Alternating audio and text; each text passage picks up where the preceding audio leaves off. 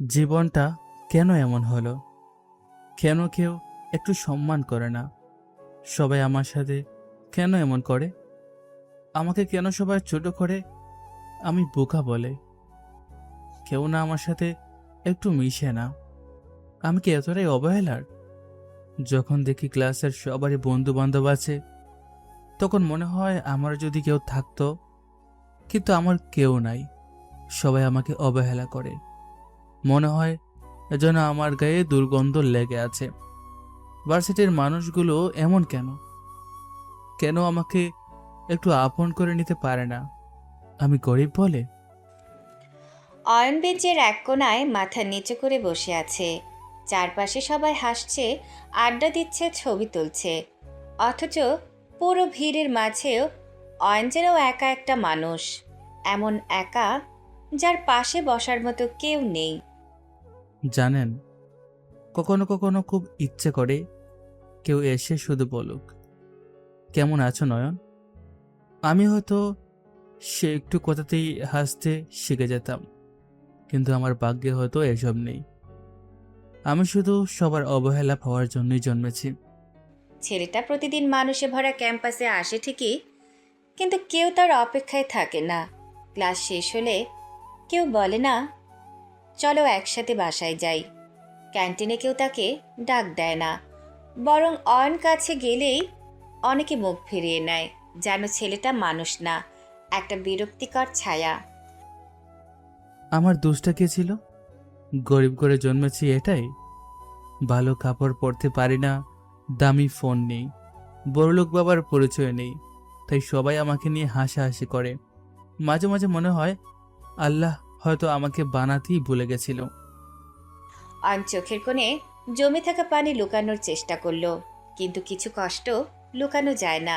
বুকের ভেতরে জমে থাকা হাজারটা না বলা কথা মানুষকে ভেতর থেকে শেষ করে দেয়। আমি তো কারো ক্ষতি করি নাই, তাহলে কেন সবাই আমাকে এত ঘৃণা করে? আমি শুধু একটু আপন মানুষ চেয়েছিলাম, একটা বন্ধু চেয়েছিলাম, কেউ একজন চেয়েছিলাম যে বলবে, তুই একা না অয়ন, আমি আছি। কিন্তু না, আমার কপালে হয়তো একাকিত্বই লেখা। প্রতিটা রাতেই অয়ন নিজের ছোট্ট অন্ধকার ঘরে বসে ভাবে, তার জীবনটা কি কখনো বদলাবে? কোনোদিন কি মানুষ তাকে সম্মান করবে? নাকি সারা জীবন এভাবেই অপমান, অবহেলা আর একাকিত্ব নিয়েই বাঁচতে হবে তাকে? ছেলেটা জানতো না, যাদের কাছে আজ সে অবহেলার পাত্র, একদিন তার নাম শুনতেই সেই মানুষগুলোর হাত কাঁপবে। একদিন এই নীরব অপমান সহ্য করা ছেলেটাই হয়ে উঠবে এমন একজন, যার সামনে মাথা নিচু করে দাঁড়াবে পুরো পৃথিবী। সকালটা অন্য দিনের মতোই ছিল। আকাশে হালকা রোদ, ক্যাম্পাসে ছাত্রছাত্রীদের ভিড়, সবার মুখে হাসি। কেউ বন্ধুদের সাথে আড্ডা দিচ্ছে, কেউ প্রিয় মানুষটার হাত ধরে হাঁটছে। অথচ এই হাজারো মানুষের মাঝেও একটা ছেলে একদম চুপচাপ মাথা নিচু করে হাঁটছে। সেই ছেলেটার নাম অয়ন। গায়ে সাধারণ একটা শার্ট, হাতে পুরনো ব্যাগ, চোখে ক্লান্তি আর বুক ভরা না বলা কষ্ট। অয়ন ধীরে ধীরে করিডোর দিয়ে হাঁটছে। চারপাশের মানুষগুলোর দিকে তাকিয়ে তার বুকের ভেতরটা মোচড় দিয়ে উঠল। মানুষগুলো কত সহজে হাসতে পারে, আর আমার জীবনটা যেন শুধু কষ্ট পাওয়ার জন্যই তৈরি। ঠিক তখনই ক্লাসের ঘন্টা বেজে উঠল। টান টান শব্দে পুরো বিল্ডিং কেঁপে উঠতেই সবাই দ্রুত ক্লাসের দিকে যেতে লাগলো। অয়নও নিজের ব্যাগটা শক্ত করে ধরে ধীরে ধীরে ক্লাসরুমে ঢুকলো। কিন্তু ক্লাসে পা রাখতেই কয়েকজন ছেলে মুখ চাওয়াচাওয়ি করে হঠাৎ হেসে উঠল। একজন বেঞ্চে হাত মেরে জোরে হাসতে লাগলো। আরেকজন মোবাইল বের করে অয়নের দিকে তাকিয়ে ছবি তোলার ভান করলো। ওই দেখ দেখ, আমাদের ভার্সিটির ফ্যাশন কিং আসতেছে। আরে না ভাই, এটা ফ্যাশন কিং না, এটা সার্কাস থেকে পালানো জোকার। সাথে সাথে পুরো ক্লাস আবার হেসে উঠল। অয়ন প্রথমে চুপ করে দাঁড়িয়ে থাকলো। সেসব নতুন না, প্রতিদিনই কেউ না কেউ তাকে অপমান করে। কিন্তু আজ কেন জানি বুকের ভেতরে জমে থাকা কষ্টটা হঠাৎ রাগ হয়ে বের হতে লাগলো। অয়ন দাঁত চেপে সবার দিকে তাকালো। হাসছো কেন তোমরা? আমি কি জোকার নাকি? জোকারই তো। আয়নায় নিজেকে দেখিস না কখনো? ভার্সিটিতে কোন জামা কাপড় পরে আসতে হয় তাও জানিস না। অয়ন নিজের শার্টটার দিকে তাকালো। শার্টটা পুরনো হলেও পরিষ্কার ছিল। যত্ন করেই পরে এসেছে সে। আমি তো পুরনো বা ছেঁড়া শার্ট পরিনি। সেরা শার্ট না পরলেই কি, যেমন জোকারের মতো জামা কাপড় পরেছিস, সবাই তোকে জোকারই বলবে। আবার হাসির শব্দে গ্লাস ভরে গেল। অয়নের চোখ লাল হয়ে উঠল। বুকের ভেতরে জমে থাকা অপমান যেন তাকে ভেতর থেকে পরিয়ে দিচ্ছে। আমার যা ইচ্ছে আমি পরব, তোদের কি সমস্যা? সমস্যা আছে রে, তোকে দেখলে আমাদের মান সম্মান নষ্ট হয়। এইসব জামা কাপড় পরে ভার্সিটিতে আসিস কিভাবে? মনে হয় গ্রামের হাট থেকে উঠে এসেছিস। আরে ভাই, এদের আবার সম্মান কি? গরিব মানুষদের স্বপ্ন গরিব হয়। আমার তো মনে হয় ওর ব্যাগের ভিতর বই না, চাল ডাল আছে। পুরো ক্লাস আবার হেসে উঠল। কিছু মেয়ে মুখে হাত দিয়ে হাসছে, কেউ কেউ বিরক্ত চোখে তাকাচ্ছে, কিন্তু কেউ একবারও বলল না থামো। অয়ন চারপাশে তাকালো। তার বুকটা হঠাৎ খুব ভারী হয়ে উঠল। কখনো কখনো মানুষের কথার আঘাত ছুরির চেয়েও ধারালো হয়, কারণ ছুরির ক্ষত একদিন শুকিয়ে যায়, কিন্তু অপমানের ক্ষত মানুষকে প্রতিদিন একটু একটু করে মেরে ফেলে। অয়ন নিচের দিকে তাকিয়ে রইল। চোখের কোণে পানি জমে গেছে, কিন্তু সে কান্না দেখাতে চায় না, কারণ সে জানে এই ক্লাসে তার কান্নাও মানুষের হাসির কারণ হবে। কি রে, কাঁদবি নাকি এখন? আরে কাঁদতে দে, জোকার কাঁদলে আরও ফানি লাগে। অয়ন মুঠো করে নিজের হাত চেপে ধরল। এত অপমানের পরও সে চিৎকার করে কিছু বলতে পারল না, শুধু বুকের ভেতর একটা কথাই ঘুরতে লাগলো। একদিন তোদের সবাইকে দেখিয়ে দেব। আজ তোরা আমাকে নিয়ে হাসছিস, কিন্তু একটা সময় আসবে তখন আমার সামনে দাঁড়ানোর যোগ্যতাও তোদের থাকবে না। অপমান মানুষকে দুইটা জিনিস বানায়, হয় ভেতর থেকে শেষ করে দেয়, না হয় আগুন বানিয়ে দেয়। আর অয়নের ভেতরেই সেই আগুনটা ধীরে ধীরে জ্বলতে শুরু করেছে। পুরো ক্লাস তখনও হাসাহাসিতে মেতে আছে। কেউ অয়নের শার্ট নিয়ে কথা বলছে, কেউ তার জুতো নিয়ে। আর অয়ন মাথা নিচু করে নিচের বেঞ্চে বসে আছে। বুকের ভেতরে জমে থাকা অপমানগুলো যেন ধীরে ধীরে তাকে ভেতর থেকে শেষ করে দিচ্ছে। ঠিক তখনই ক্লাসরুমের দরজার সামনে একটা গম্ভীর কণ্ঠ ভেসে এলো। এত চিৎকার কিসে ক্লাসে? মুহূর্তের মধ্যেই পুরো ক্লাস চুপ হয়ে গেল। সবাই দ্রুত নিজের জায়গায় বসে পড়ল।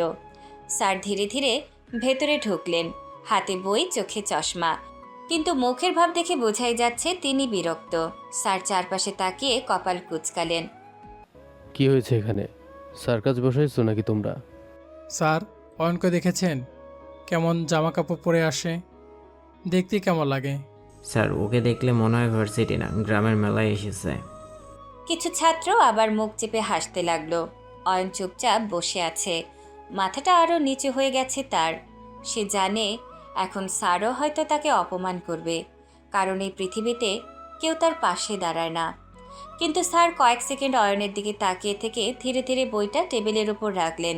তারপর পুরো ক্লাসের দিকে তাকিয়ে কড়া গলায় বললেন, সেই চিন্তা তোমাদের করতে হবে না, ওরটা ওকে বুঝতে দাও।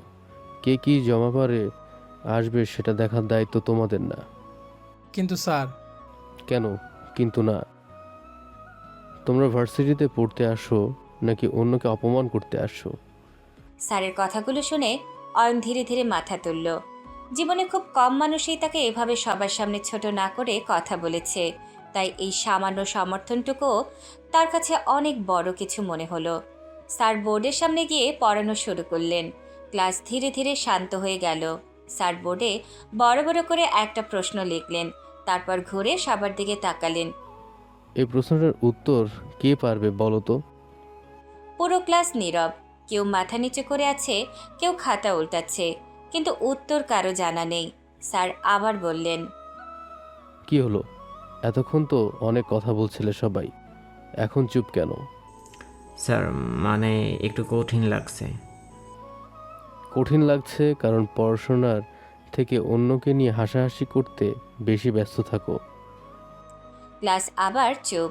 ঠিক তখন পেছন দিক থেকে ধীরে ধীরে একটা হাত উঠল। সবাই তাকিয়ে দেখলো অয়ন দাঁড়িয়ে আছে। হ্যাঁ অয়ন, তুমি পারবে? অয়ন শান্ত গলায় পুরো উত্তর বলতে শুরু করলো, এমন সুন্দরভাবে বুঝিয়ে বলল যে পুরো ক্লাস অবাক হয়ে গেল। যে ছেলেটাকে কয়েক মিনিট আগেও সবাই জোকার বলেছিল, সেই ছেলেটাই এখন সবচেয়ে কঠিন প্রশ্নের উত্তর দিচ্ছে। স্যার মনোযোগ দিয়ে শুনলেন, তারপর মুখে হালকা হাসি ফুটল। একদম ঠিক, খুব সুন্দরভাবে বুঝিয়েছো। অয়ন মাথা নিচু করে বসে পড়ল, কিন্তু এবার ক্লাসে হাসির শব্দ নেই, বরং অনেকের মুখে অস্বস্তি। স্যার ধীরে ধীরে পুরো ক্লাসের দিকে তাকালেন। দেখলে, জামা কাপড় দেখে মানুষ বিচার করা যায় না। তোমরা যাকে নিয়ে হাসাহাসি করছো, সেই ছেলেটাই তোমাদের সবার থেকে ভালো পড়াশোনা করে। মানুষকে ছোট করা খুব সহজ, কিন্তু তার জায়গা নিয়ে নিজেকে বসিয়ে দেখার চেষ্টা করেছো কখনো? একটা ছেলে প্রতিদিন এত অপমান সহ্য করেও চুপচাপ পড়াশোনা করে যাচ্ছে, আর তোমরা আজকালকার ছাত্রছাত্রীরা মানুষ হওয়ার আগে বড়লোক হওয়ার স্বপ্ন দেখো, অথচ সম্মান দিতে শেখো না। মনে রেখো, দামি জামা কাপড় মানুষকে বড় করে না, মানুষের ব্যবহার আর যোগ্যতা মানুষকে বড় করে। অয়ন নিঃশব্দে স্যারের কথা শুনছে। তার বুকের ভেতরটা হঠাৎ কেমন ভারী হয়ে উঠল, কারণ জীবনে প্রথমবার কেউ তার গরিব হওয়াটাকে অপমান না করে তার যোগ্যতাকে দেখল। স্যার আবার বললেন, তোমরা অন্যের পিছে লাগা বন্ধ করো, নিজের ভবিষ্যৎ নিয়ে চিন্তা করো, না হলে একদিন দেখবে যাকে আজ অপমান করছো, কাল তার কাছেই চাকরির জন্য দাঁড়িয়ে থাকতে হবে। কথাটা শুনে পুরো ক্লাস নিস্তব্ধ হয়ে গেল। কেউ বুঝতে পারেনি স্যারের এই সাধারণ কথাটাই একদিন হুবহু সত্যি হতে চলেছে। স্যারের কথার পর পুরো ক্লাস কয়েক মিনিট একদম চুপ হয়েছিল। কারো মুখে কোনো কথা নেই, সবাই যেন ভিতরে ভিতরে অপমানিত বোধ করছে, কারণ যেই ছেলেটাকে এতদিন সবাই মিলে ছোট করেছিল, শেষ পর্যন্ত সেই ছেলেটাই পুরো ক্লাসের সামনে নিজেকে প্রমাণ করে দিল। স্যার বই গুছিয়ে ধীরে ধীরে ক্লাস থেকে বের হয়ে গেলেন। দরজা বন্ধ হওয়ার শব্দ হতেই আবার ক্লাসের পরিবেশ বদলে গেল। ছেলে এক দাঁত চেপে বেঞ্চে হাত মারল। সব ওই অয়নের জন্য হলো। স্যারের সামনে আজ আমাদের ইজ্জত শেষ করে দিল। গরিবের আবার এত ভাব কিসে বুঝি না, একটু পরে বলে ভাব নিচ্ছে। অয়ন চুপচাপ নিজের খাতা ব্যাগে ঢোকাচ্ছিল। সে জানে এদের সাথে তর্ক করে লাভ নেই, এরা শুধু অপমান করতেই জানে। কিন্তু ছেলেগুলো থামলো না। ছেলে এক অয়নের বেঞ্চের সামনে এসে দাঁড়ালো। শোন, আজকে অপমানের শোধ আমরা তুলবই। আমি কি করেছি তোদের? অনেক কিছুই করেছিস, তোর জন্য স্যার আমাদের সামনে অপমান করেছে। আমি তো কিছু বলিনি, স্যার নিজে বলেছে। খুব নিরীহ সাজিস না, তোর মতো ছেলেদের আমরা ভালো করেই চিনি, ভিতরে ভিতরে অনেক চালাক। তোরা আমাকে কেন এত ঘৃণা করিস বুঝি না। আমি তো তোদের কোনো ক্ষতি করি নাই। তোর মুখটাই আমার সহ্য হয় না, সবসময় এমন ভাব নিয়ে থাকিস যেন অনেক বড় কিছু। আমি কোনো কিছুই না। এক মুহূর্তের জন্য ছেলেগুলো চুপ হয়ে গেল, কিন্তু পরক্ষণেই আবার ব্যঙ্গ শুরু করলো। নাটক কম কর, এসব কষ্টের গল্প শুনিয়ে লাভ নেই। দোস্ত চল, এটার সাথে কথা বললে মাথাও গরিব হয়ে যাবে। হাসতে হাসতে সবাই ক্লাস থেকে বের হয়ে গেল। অয়ন কিছুক্ষণ একা বসে রইল।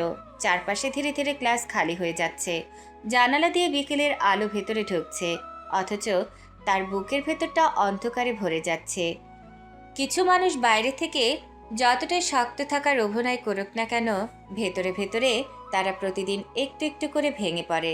অয়নও তেমনই এক মানুষ, যে প্রতিদিন হাসির পাত্র হয়, অপমানিত হয়, তবুও কাউকে কিছু বলে না, কারণ সে জানে তার কষ্ট শুনে হাসার মানুষের অভাব হবে না। ভার্সিটি শেষ হতেই অয়ন ধীরে ধীরে বাড়ির পথে হাঁটতে লাগলো। রাস্তার পাশে দোকানগুলোতে ভিড়, কোথাও বন্ধুরা একসাথে ফুচকা খাচ্ছে, কোথাও প্রেমিক প্রেমিকা হাঁটছে।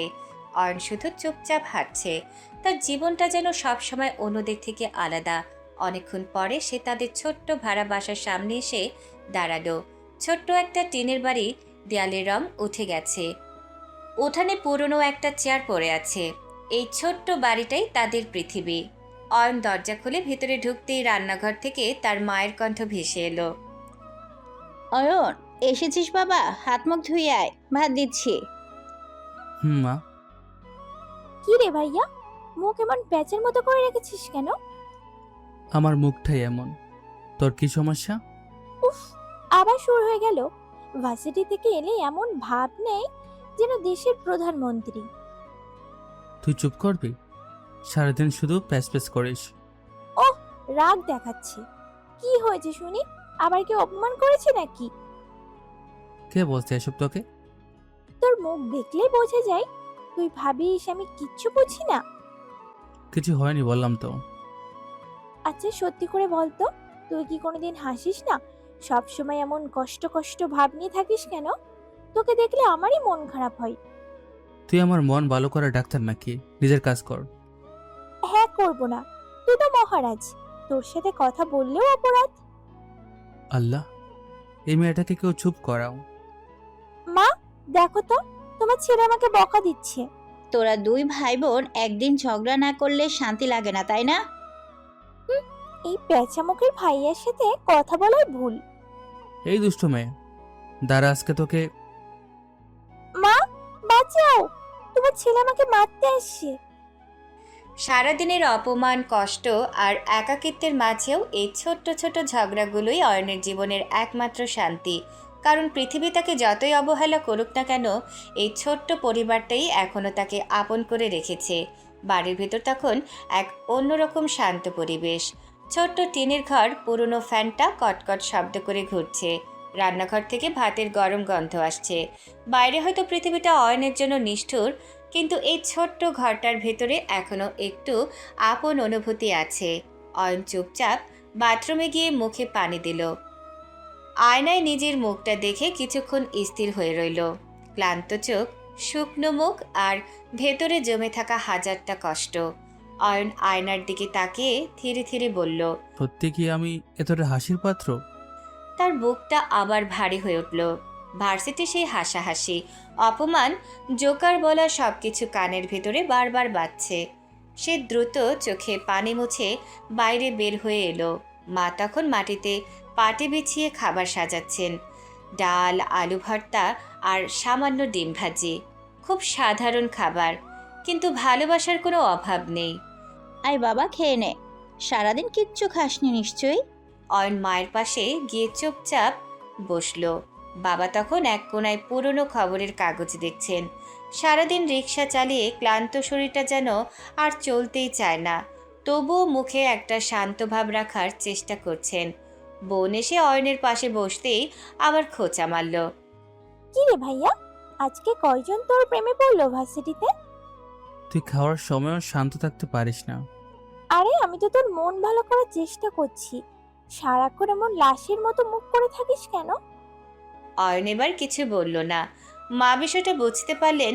তিনি ধীরে ধীরে অয়নের প্লেটে ভাত তুলে দিতে দিতে বললেন, কি হয়েছে বাবা, মন খারাপ কেন? অয়ন কিছুক্ষণ চুপ করে রইল।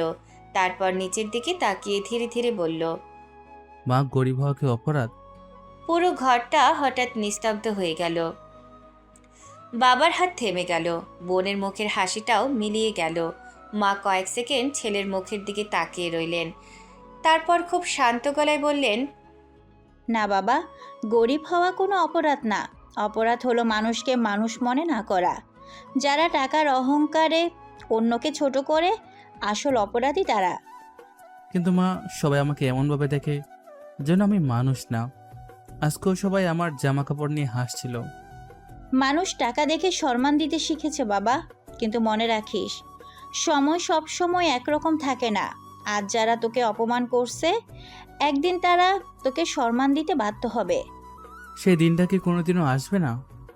অবশ্যই আসবে। আল্লাহ কারো কষ্ট চিরদিন রাখে না। তুই শুধু নিজের সততার পরিশ্রমটা ধরে রাখিস। মায়ের কথাগুলো শুনে অয়নের বুকের ভেতরে জমে থাকা কষ্টগুলো একটু একটু করে নরম হতে লাগলো। কারণ পৃথিবীর যতই তাকে অবহেলা করুক না কেন, মায়ের বিশ্বাসটা এখনও তার ওপর অটুট। ঠিক তখনই পরিবেশটা হালকা করতে আবার দুষ্টুমি শুরু করলো তার বোন। আচ্ছা ভাইয়া, একটা কথা বলি। কি? তুই যদি কোনোদিন বড়লোক হোস, তখন কি আমাকেও তোর বডিগার্ডদের পারমিশন নিয়ে দেখা করতে হবে? তুই আগে মানুষ হ, তারপর দেখা করিস। মা দেখছো, বড়লোক হওয়ার আগে ভাব শুরু করে দিয়েছে। আরে ওকে একটু শান্তিতে খেতে দে। না বাবা, আমি তো ভাবছি ভাইয়া যদি বড়লোক হয় তাহলে আমি সবার আগে একটা আইফোন চাইবো। তুই আইফোন দিয়ে কি করবি? ছবি তুলবো, ক্যাপশন দিব আমার বড় ভাই আমেরিকার বড় বিজনেসম্যান। আগে আমি নিজের পকেটের টাকা দিয়ে তোকে চকলেট কিনে দিতে পারি না, আর তুই আইফোন চাইতেছিস? স্বপ্ন দেখতে টাকা লাগে নাকি? পুরো ঘরে হালকা হাসির পরিবেশ তৈরি হলো। মানুষের জীবনের সুখ সবসময় বড় কিছুতে আসে না, কখনো কখনো ছোট্ট একটা হাসি, পরিবারের সাথে একসাথে বসে ভাত খাওয়া কিংবা প্রিয় মানুষের দুটো ভালোবাসার কথাই একজন ভেঙে পড়া মানুষকে আবার বাঁচার শক্তি দেয়। অয়ন চুপচাপ পরিবারের দিকে তাকিয়ে রইল। তার মনে হলো পৃথিবীতে সবাই তাকে ছেড়ে গেলেও এই মানুষগুলো এখনও তার নিজের। আর এই ছোট্ট পরিবারটার জন্যই হয়তো সে এখনও ভেঙে পড়েনি। রাত ধীরে ধীরে গভীর হচ্ছে। বাইরে হালকা বাতাসে টিনের চাল কাঁপছে। দূরে কোথাও কুকুরের ডাক শোনা যাচ্ছে। ছোট্ট ঘরের ভেতরে একটা পুরনো টেবিল ফ্যান ঘুরছে কটকট শব্দ করে। অয়ন নিজের ছোট্ট রুমে বসে পড়ছে। টেবিলের উপর কয়েকটা পুরনো বই, পাশে খাতার স্তূপ। একটা ছোট্ট বাতির আলোয় মাথা নিচু করে লিখে যাচ্ছে সে। পৃথিবী তাকে যতই অবহেলা করুক, অয়ন একটা জিনিস কখনো ছাড়েনি, সেটা হলো তার স্বপ্ন। কারণ সে জানে এই পড়াশোনাটাই একদিন তার ভাগ্য বদলানোর একমাত্র রাস্তা হবে। অয়ন বইয়ের পাতায় চোখ রেখে পড়ছে, কিন্তু মনটা বারবার অন্যদিকে চলে যাচ্ছে। ক্লাসে সেই অপমান, মানুষগুলোর হাসি, জোকার শব্দটা সবকিছু এখনো বুকের মধ্যে কাটার মতো বিঁধে আছে। অয়ন দীর্ঘশ্বাস ফেলে বই বন্ধ করে দিল। জীবনটা এত কঠিন কেন আল্লাহ? ঠিক তখনই দরজায় টোকা পড়ল। অয়ন মাথা তুলে তাকালো। কে? দরজা খুলে তার ছোট বোন হাসতে হাসতে ভেতরে ঢুকলো। আর তার পাশেই দাঁড়িয়ে আছে একটা সুন্দর মেয়ে, হালকা গোলাপি ড্রেস, খোলা চুল, মুখে মিষ্টি হাসি। মেয়েটাকে দেখে অয়ন একটু অবাক হলো। আরে নিশি, তুমি কেমন আছো? ভালো। আপনি কেমন আছেন? জি ভালো। নিশি তাদের পাশের বাড়ির মেয়ে, অনেক বড় লোক পরিবার। তার বাবা শহরের বড় ব্যবসায়ী, বিশাল বাড়ি, গাড়ি, চাকর বাকর কিছুই কম নেই। অথচ সেই মেয়েটা কখনো অহংকার করে না, বরং অয়নের পরিবারের সাথে খুব সহজভাবেই মিশে যায়। অয়নের বোন বিছানায় লাফ দিয়ে বসে পড়ল। ভাইয়া, আমরা একটু ঘুরতে যাব। কোথায়? আরে একটু দূরে। এত জেরা করছো কেন? সন্ধ্যা হয়ে যাচ্ছে, মেয়ে মানুষ এভাবে একা ঘুরতে নেই। উফ, তুমি একদম আব্বুর মতো কথা বলো। যা সত্যি তাই বলছি। তাহলে তুমিও চলো আমাদের সাথে। আরে না না, আমার অনেক পড়া আছে। তোর পড়া? সারাদিন শুধু বই নিয়ে বসে থাকো। বই না পড়লে তোদের মতো দুষ্টু মেয়েদের খরচ চালাবো কিভাবে? আমি তো ভাবতেছিলাম তুমি কোটি টাকার মালিক হবা, এখন থেকে আমার আইসক্রিমের টাকাই দিতে পারবে না। নিশি পাশে দাঁড়িয়ে মিটিমিটি হাসছে। অয়ন একটু অস্বস্তি নিয়ে বলল, তোমরা যাও, আমি গেলে বুড় হবে। চলুন না, গেলে ভালো হবে। সারাদিন বাসায় বসে থাকেন, একটু বাইরে গেলে মনটাও ভালো হবে। অয়ন তাকালো নিশির দিকে। তার কণ্ঠে কোনো অহংকার নেই, বরং এক ধরনের আন্তরিকতা। অয়ন কিছু বলার আগেই বাইরে থেকে মায়ের কণ্ঠ ভেসে এলো। অয়ন, জি মা। আরে নিশিমা, এসেছো? জি আন্টি। ওদের সাথে একটু ঘুরে আয় না বাবা, মেয়ে দুটো একা যাওয়া থেকে সাথে যা। কিন্তু মা, আমার পড়া। সারাদিনই তো পড়িস, একটু বাইরে গেলে সমস্যা হবে না। মা, তুমি পৃথিবীর সেরা মা। এত খুশি হওয়ার কি আছে? কারণ আজকে আমাদের বডিগার্ড রেডি হয়ে গেছে। এই দুষ্টু মেয়ে। নিশি হেসে ফেলল। অনেকদিন পর অয়নের মুখে একটু হাসি ফুটল। হয়তো এই ছোট ছোট মুহূর্তগুলি মানুষকে কিছুক্ষণের জন্য সব কষ্ট ভুলিয়ে দেয়। অয়ন ধীরে ধীরে চেয়ার থেকে উঠল। আলমারির সামনে গিয়ে থেমে গেল। তার কাছে তেমন ভালো জামা নেই, যা আছে সবই সাধারণ। সে কিছুক্ষণ চুপ করে দাঁড়িয়ে রইল। হয়তো ভেতরে ভেতরে আবার সেই ভয়টা কাজ করছে। মানুষ কি ভাববে? নিশির মতো বড়লোক মেয়ের পাশে তাকে কেমন লাগবে? ঠিক তখনই নিশি ধীরে ধীরে বলল, কি হলো, যাবেন না? অয়ন ঘুরে তাকালো। নিশির চোখে কোনো অবহেলা নেই, বরং অদ্ভুত এক কোমলতা। অয়ন হালকা হাসলো। আচ্ছা চলো তাহলে। উফ, অবশেষে মহারাজ রাজি হয়েছে। পুরো ঘরে আবার হাসির শব্দ ছড়িয়ে পড়ল। আর অয়ন হয়তো বুঝতেও পারল না এই সাধারণ রাতটাই ধীরে ধীরে তার জীবনের গল্পটাকে অন্যদিকে ঘুরিয়ে দিতে চলেছে। রাতের শহরটা তখন আলোয় ঝলমল করছে। রাস্তার দুই পাশে ছোট ছোট দোকান, কোথাও চায়ের আড্ডা, কোথাও মানুষের ভিড়। হালকা বাতাসে নিশির চুল উঠছে। আর অয়ন 2 হাত পকেটে ঢুকিয়ে ধীরে ধীরে হাঁটছে। তার পাশে তার ছোট্ট বোনটা যেন আনন্দে পাগল হয়ে গেছে। কখনো সামনে দৌড়াচ্ছে, কখনো গাছের পাশে গিয়ে দাঁড়াচ্ছে, আবার কখনো রাস্তার লাইটের নিচে ঘুরছে। অয়ন বিরক্ত হয়ে তাকালো। এই বাদরের মতো লাফাস না তো, মানুষ ধরে নিয়ে কাছে ভরে দিবে। কি বললে? আমি বাদর? না, তুই তো রানী এলিজাবেথ। মা ঠিকই বলে, তুমি ছোটবেলা থেকে আমাকে কুড়িয়ে পাওয়া বলেই এত অত্যাচার করো। তোকে কুড়িয়ে পেলে আবার ফেলে দিয়ে আসতাম। নিশি, দেখেছো নিজের একমাত্র বোনকে কিভাবে অপমান করছে? আসলে তোমার ভাই একটু রাগী টাইপের। আরে না, আমি খুব শান্ত মানুষ। শান্ত না, গরিব শাহরুখ খান। অয়ন এবার সত্যি সত্যি হেসে ফেলল। অনেকদিন পর অয়ন এতটা স্বাভাবিকভাবে হাসছে। হয়তো এই মানুষগুলোর সাথে সে নিজেকে একটু নিরাপদ মনে করে। হাঁটতে হাঁটতে ওরা একটা ছোট্ট পার্কের সামনে এসে দাঁড়ালো। পার্কটার চারপাশে রঙিন লাইট জ্বলছে। ভেতরে অনেক মানুষ ঘুরছে। ছোট ছোট বাচ্চারা খেলছে, কোথাও প্রেমিক যুগল বসে গল্প করছে। অয়নের বোন তো পার্ক দেখে আরও খুশি হয়ে গেল। ওয়াও, কত সুন্দর! বলেই দৌড়ে ভেতরে ঢুকে গেল। অয়ন মাথা নাড়িয়ে বলল, এই মেয়েটা কোনোদিনও বড় হবে না, ও খুব মিষ্টি। সারাদিন শুধু পাগলামি করে। ঠিক তখনই রাস্তার পাশে ফুচকার দোকান দেখে অয়নের বোন প্রায় লাফিয়ে উঠল। ভাইয়া, ফুচকা শুরু হয়ে গেছে। Please please please. অয়ন অসহায় মুখে পকেটে হাত দিল। তার আঙুলে কয়েকটা ভাঁজ করা নোট লাগলো। সে চুপ করে টাকাগুলো গুনল। খুব সামান্য টাকা। হয়তো এই টাকা দিয়ে কাল ভার্সিটিতে যাওয়া আসা করতেই সমস্যা হবে। অয়ন একটু থেমে গেল। গরিব মানুষের সবচেয়ে বড় কষ্ট হলো নিজের ইচ্ছের আগে 1000 বার হিসাব করতে হয়। ঠিক তখনই নিশি সবটা লক্ষ্য করলো। সে হালকা হেসে বলল, আজ ফুচকার ট্রিট আমার। আরে না না, তুমি কেন দেবে? আমি দিব, কারণ আজ আমার মন অনেক ভালো। ইয়েস, নিশি আপা, তুমি পৃথিবীর সেরা মানুষ। এত ভাবেন কেন?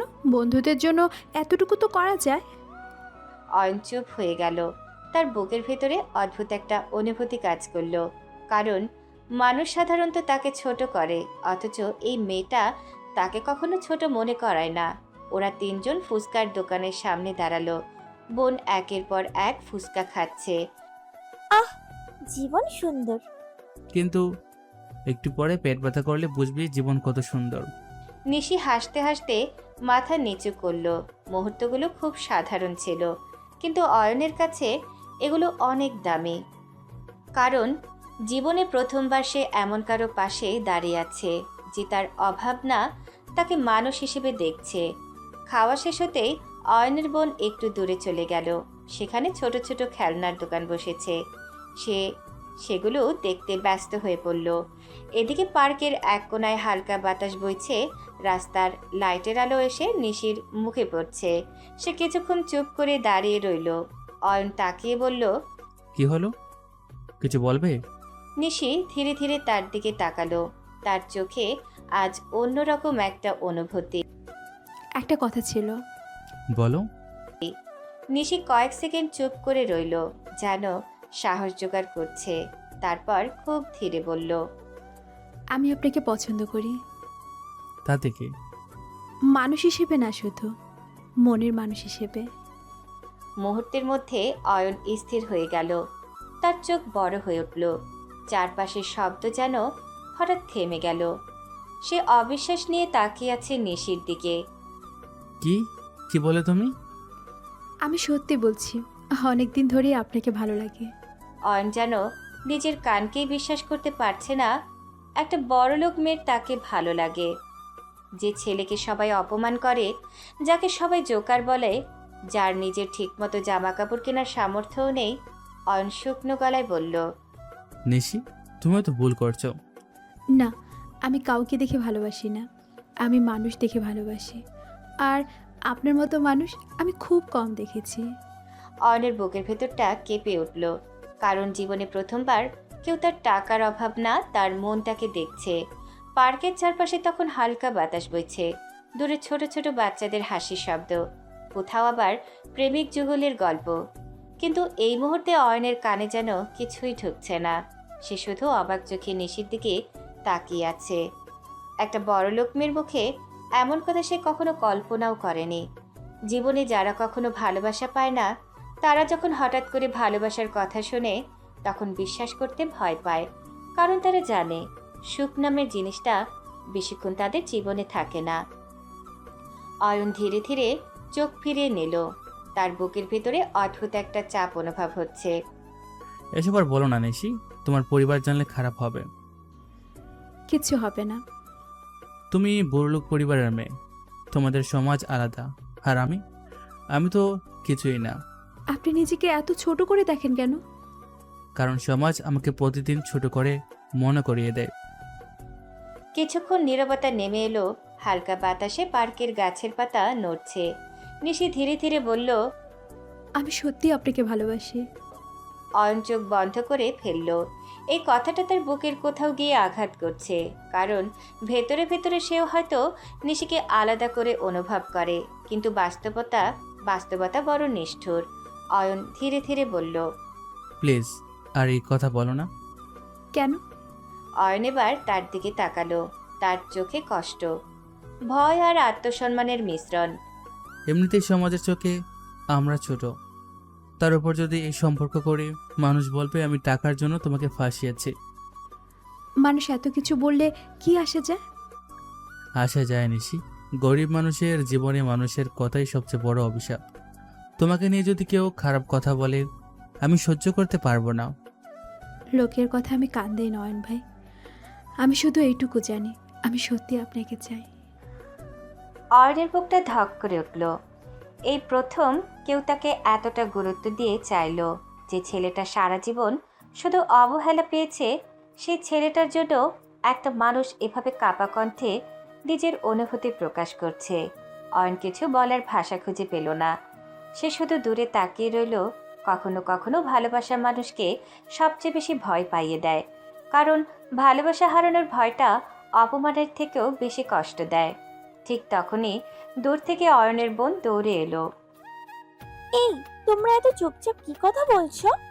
অয়ন যেন হঠাৎ বাস্তবে ফিরে এলো। সে দ্রুত নিজেকে স্বাভাবিক করার চেষ্টা করলো। কিছু না। না না, নিশ্চয়ই কিছু হয়েছে। আমি দূর থেকে দেখছি তোমরা সিরিয়াস মুখ করে কথা বলতেছিলে। নিশি তাড়াতাড়ি চোখ মুছে অন্যদিকে তাকালো। অয়ন হঠাৎ বোনের মাথায় হালকা চাপড় মেরে বলল, তুই কতটা বাদর সেরে বলছিলাম। কি বললে? আমি বাদর? হ্যাঁ, সার্টিফিকেট সহ বাদর। নিশি আপু, দেখছো তোমার সামনে আমাকে অপমান করছে। আসলে একটু তো বাদরের মতোই।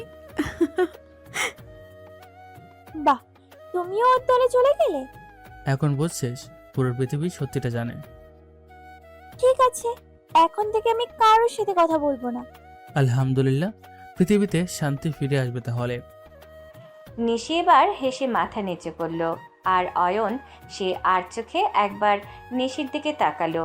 মেয়েটার চোখে এখনো সেই ভালোবাসা স্পষ্ট, আর সেই চোখ দুটোই হয়তো প্রথমবারের মতো অয়নের ভেতরে জমে থাকা একাকিত্বকে নরম করে দিতে শুরু করেছে। রাত অনেকটা গভীর হয়ে গিয়েছিল। পার্ক থেকে ফেরার সময় পুরো রাস্তা জুড়েই অয়নের বোনের বকবকানি চলছিল। কখনো ফুচকার কথা বলছে, কখনো খেলনার দোকানের কথা, আর মাঝে মধ্যে অয়নকে খোঁচা দিচ্ছে। কিন্তু অয়ন আজ খুব কম কথা বলছে। তার মাথার ভেতরে শুধু একটা কথাই ঘুরছে, নিশি তাকে ভালোবাসে। জীবনে প্রথমবার কেউ তাকে অবহেলা না করে সম্মান দিয়ে ভালোবেসেছে, অথচ সেই ভালোবাসাটাকেই অয়ন ভয় পাচ্ছে। কারণ সে জানে গরিব মানুষের স্বপ্ন দেখারও একটা সীমা আছে। বাসার সামনে এসে নিশি থেমে গেল। আচ্ছা, তাহলে যাই। কাল আবার আসবা কিন্তু। আচ্ছা আসবো। তারপর একবার অয়নের দিকে তাকালো। সেই চোখে হাজারটা না বলা কথা। অয়ন শুধু হালকা মাথা নাড়ল। নিশি ধীরে ধীরে নিজের বাড়ির দিকে চলে গেল। অয়ন কিছুক্ষণ তাকিয়ে রইল তার চলে যাওয়ার দিকে। বোন হঠাৎ পাশে এসে কোনোই দিয়ে গুঁতা দিল। কি রে ভাইয়া, এভাবে তাকিয়ে আছিস কেন? কি? কই? আমি কিন্তু সব বুঝি। বেশি বুঝতে যাস না, মাথা নষ্ট হয়ে যাবে। লজ্জা পাচ্ছি আবার। অয়ন আর কিছু না বলে ভেতরে চলে গেল। কিন্তু সারা রাত তার ঘুম হলো না। বারবার নিশির সেই কথাগুলো কানে বাজতে লাগলো। আমি সত্যি আপনাকে চাই। অয়ন বিছানায় শুয়ে ছাদের দিকে তাকিয়ে রইল। তার বুকের ভেতরে অদ্ভুত এক যুদ্ধ চলছে। একদিকে ভালো লাগা, অন্যদিকে ভয়। না, এসব বাবা ঠিক না। নিশির জীবন আলাদা। আমার মতো মানুষের সাথে ওর নাম জড়ালে মানুষ শুধু ওকে অপমান করবে। কিছু মানুষ নিজের কষ্ট সহ্য করতে পারে, কিন্তু প্রিয় মানুষটার অপমান সহ্য করতে পারে না। অয়নও তেমন। তাই সে নিজের অনুভূতিগুলো বুকের ভিতরে চেপে রাখতে চাইছে। পরের দিন সকালে সূর্যের আলো ধীরে ধীরে ঘরের ভিতরে ঢুকছে। অয়ন প্রতিদিনের মতো খুব ভোরে উঠে পড়ল। মা নাস্তা বানাচ্ছেন, বাবা রিক্সা নিয়ে বের হওয়ার প্রস্তুতি নিচ্ছেন, আর বোন এখনো ঘুমিয়ে। মা অয়নের সামনে খাবার দিতে দিতে বললেন, মন খারাপ করে থাকিস না বাবা, সব ঠিক হয়ে যাবে। মা। কিন্তু ভেতরে ভেতরে সে জানে ভার্সিটিতে গেলেই আবার সেই একই অপমান তার জন্য অপেক্ষা করছে। কিছুক্ষণ পরে ব্যাগ কাঁধে নিয়ে সে বের হয়ে গেল। রাস্তায় হাঁটতে হাঁটতে তার বুকটা আবার ভারী হতে লাগলো, কারণ সে জানে এই শহরে তার জন্য হাসিমুখ খুব কমই আছে। ভার্সিটির গেটে ঢুকতেই কয়েকজন ছেলে তাকে দেখে মুচকি হাসলো। ওই দেখ, জোকার চলে আসতেছে। আজকে আবার কোন ফ্যাশনে পরে এসেছে দেখ। দাঁড়া দাঁড়া, একটা ছবি তুলি, এইটা ফেসবুকে দিলে ভাইরাল হবে। সবাই হেসে উঠল। অয়ন মাথা নিচু করে হাঁটতে লাগলো। সে চেষ্টা করছে কিছু না শোনার, কিন্তু কথাগুলো তবুও বুকের ভেতরে গিয়ে লাগছে। করিডোর দিয়ে যাওয়ার সময় কয়েকটা মেয়ে পাশ কাটিয়ে ফিসফিস করে বলল, ইস, ছেলেটা এমন কেন? ওকে দেখলেই মন খারাপ লাগে। অয়ন শুনেও না শোনার ভান করল। পৃথিবীতে সবচেয়ে কঠিন কাজ হলো প্রতিদিন অপমান সহ্য করেও স্বাভাবিক থাকার অভিনয় করা। ক্লাসে ঢুকতেই আবার হাসাহাসি শুরু হয়ে গেল। ছেলে এক অয়নের ব্যাগের দিকে তাকিয়ে বলল, এই ব্যাগটা কয় যুগ পুরনো রে, মিউজিয়ামে দিলে টাকা পেয়ে যাস। আরে ওর সব কিছু অ্যান্টিক পিস, হা হা হা। অয়ন চুপচাপ গিয়ে নিজের জায়গায় বসে পড়ল। সে কিছু বলছে না, কারণ সে জানে প্রতিবাদ করলেও কেউ তার কথা শুনবে না। একজন ছেলে এসে তার টেবিলে টোকা দিল। এই অয়ন, সত্যি করে বলতো, তুই কি আয়না দেখিস না? কেন? কারণ আয়না দেখলে তো নিজে ভয় পেয়ে যেতি। আবার পুরো ক্লাস হেসে উঠল। অয়ন এবার চোখ বন্ধ করে ফেলল। তার বুকের ভেতর কষ্টগুলো জমে জমে পাহাড় হয়ে যাচ্ছে, কিন্তু সে খুব চুপ। কারণ ছোটবেলা থেকেই সে শিখে গেছে গরিব মানুষের কান্নার শব্দ কেউ শুনতে পায় না। ছেলে এক এবার আয়নের শার্ট টেনে বলল, এই কাপড় কোথা থেকে কিনিস রে? টান থেকে পাইছিস নাকি? প্লিজ আমাকে নিয়ে এসব বলিস না। কেন, সত্যি কথা শুনতে খারাপ লাগে? অয়ন নিচের দিকে তাকালো। তার চোখের কোণে পানি জমেছে, কিন্তু সে কাঁদবে না। না, এই মানুষগুলোর সামনে সে কখনো নিজের দুর্বলতা দেখাবে না। কখনো কখনো মানুষ এতটাই ভেঙে পড়ে যে প্রতিবাদ করার শক্তিটুকু হারিয়ে ফেলে। অয়ন এখন ঠিক সেই অবস্থায় দাঁড়িয়ে আছে। সে শুধু মুখ বুজে সব সহ্য করে যাচ্ছে, কারণ তার জীবনে অপমান যেন প্রতিদিনের অভ্যাস হয়ে গেছে। ক্লাসরুমের পরিবেশটা তখন পুরোপুরি অস্বস্তিকর। চারপাশে হাসাহাসি, ব্যঙ্গ, অপমান সবকিছু যেন একসাথে অয়নের ওপর ঝাঁপিয়ে পড়ছে। অথচ অয়ন চুপচাপ নিজের বেঞ্চে বসে আছে। তার মাথা নিচু, চোখ দুটো নিস্তেজ, কিন্তু বুকের ভেতরে জমে থাকা অপমানগুলো ধীরে ধীরে আগুন হয়ে উঠছে। কিছু মানুষ অনেক সহ্য করতে পারে, নিজের অপমান, নিজের কষ্ট, নিজের কান্না সবকিছু চুপচাপ মেনে নেয়, কিন্তু একটা জায়গার পরে মানুষ আর নিজেকে ধরে রাখতে পারে না। ছেলে এক আবার অয়নের দিকে তাকিয়ে হাসলো। কিরে, আজ এত চুপচাপ কেন? আরে ও তো জন্ম থেকে এমন ভেজা বিড়ালের মতো। হাসির শব্দ আবার পুরো ক্লাসে ছড়িয়ে পড়ল। অয়ন এবার কিছু বলল না, সে শুধু খাতার দিকে তাকিয়ে থাকার অভিনয় করছে, কিন্তু ছেলেগুলো যেন আজ তাকে ভেঙে ফেলতেই উঠে পড়ে লেগেছে। ছেলে দু চেয়ার টেনে অয়নের সামনে এসে বলল, আচ্ছা একটা কথা বলতো, তোর বাপ কি সত্যিই রিক্সা চালায়? হ্যাঁ, কেন? কিছু না, ভাবছিলাম বাপ রিক্সাওয়ালা হলে ছেলে এমন জোকারি হয় বুঝি। ক্লাসের কয়েকজন আবার হেসে উঠল। অয়ন এবার দাঁত চেপে ফেলল। তার মুঠো শক্ত হয়ে গেছে, কিন্তু সে নিজেকে শান্ত রাখার চেষ্টা করলো। আমার পরিবার নিয়ে কথা বলবি না। কেন বলবো না? সত্যি কথাই তো বলছি। গরিব বাপের গরিব ছেলে। আরে তোর মা কি করে? মানুষের বাসায় কাজ করে নাকি? মুহূর্তের মধ্যে অয়নের মাথার ভেতর যেন কিছু একটা ভেঙে গেল। তার চোখ রক্তের মতো লাল হয়ে উঠল। সে ধীরে ধীরে বেঞ্চ থেকে উঠে দাঁড়ালো। পুরো ক্লাস হঠাৎ চুপ হয়ে গেল, কারণ সবাই বুঝতে পারছে এবার ব্যাপারটা অন্যদিকে যাচ্ছে। অয়ন দাঁত চেপে বলল, আমার বাপ মা তুলে একটা কথাও তুই বলবি না। বললে কি করবে? শেষবারের মতো বলছি, আমার পরিবার নিয়ে কথা বলিস না। না হলে কি করবি রে? তোর বাপের মতো রিক্সা চালাবি নাকি আমাদের সামনে? পরের মুহূর্তেই অয়নের ঘুষি সোজা গিয়ে ছেলেটার মুখে লাগলো। পুরো ক্লাস হতভম্ব হয়ে গেল। ছেলেটা কয়েক কদম পিছিয়ে গিয়ে বেঞ্চের সাথে ধাক্কা খেলো। তার ঠোঁটের কোণ ফেটে সামান্য রক্ত বের হলো।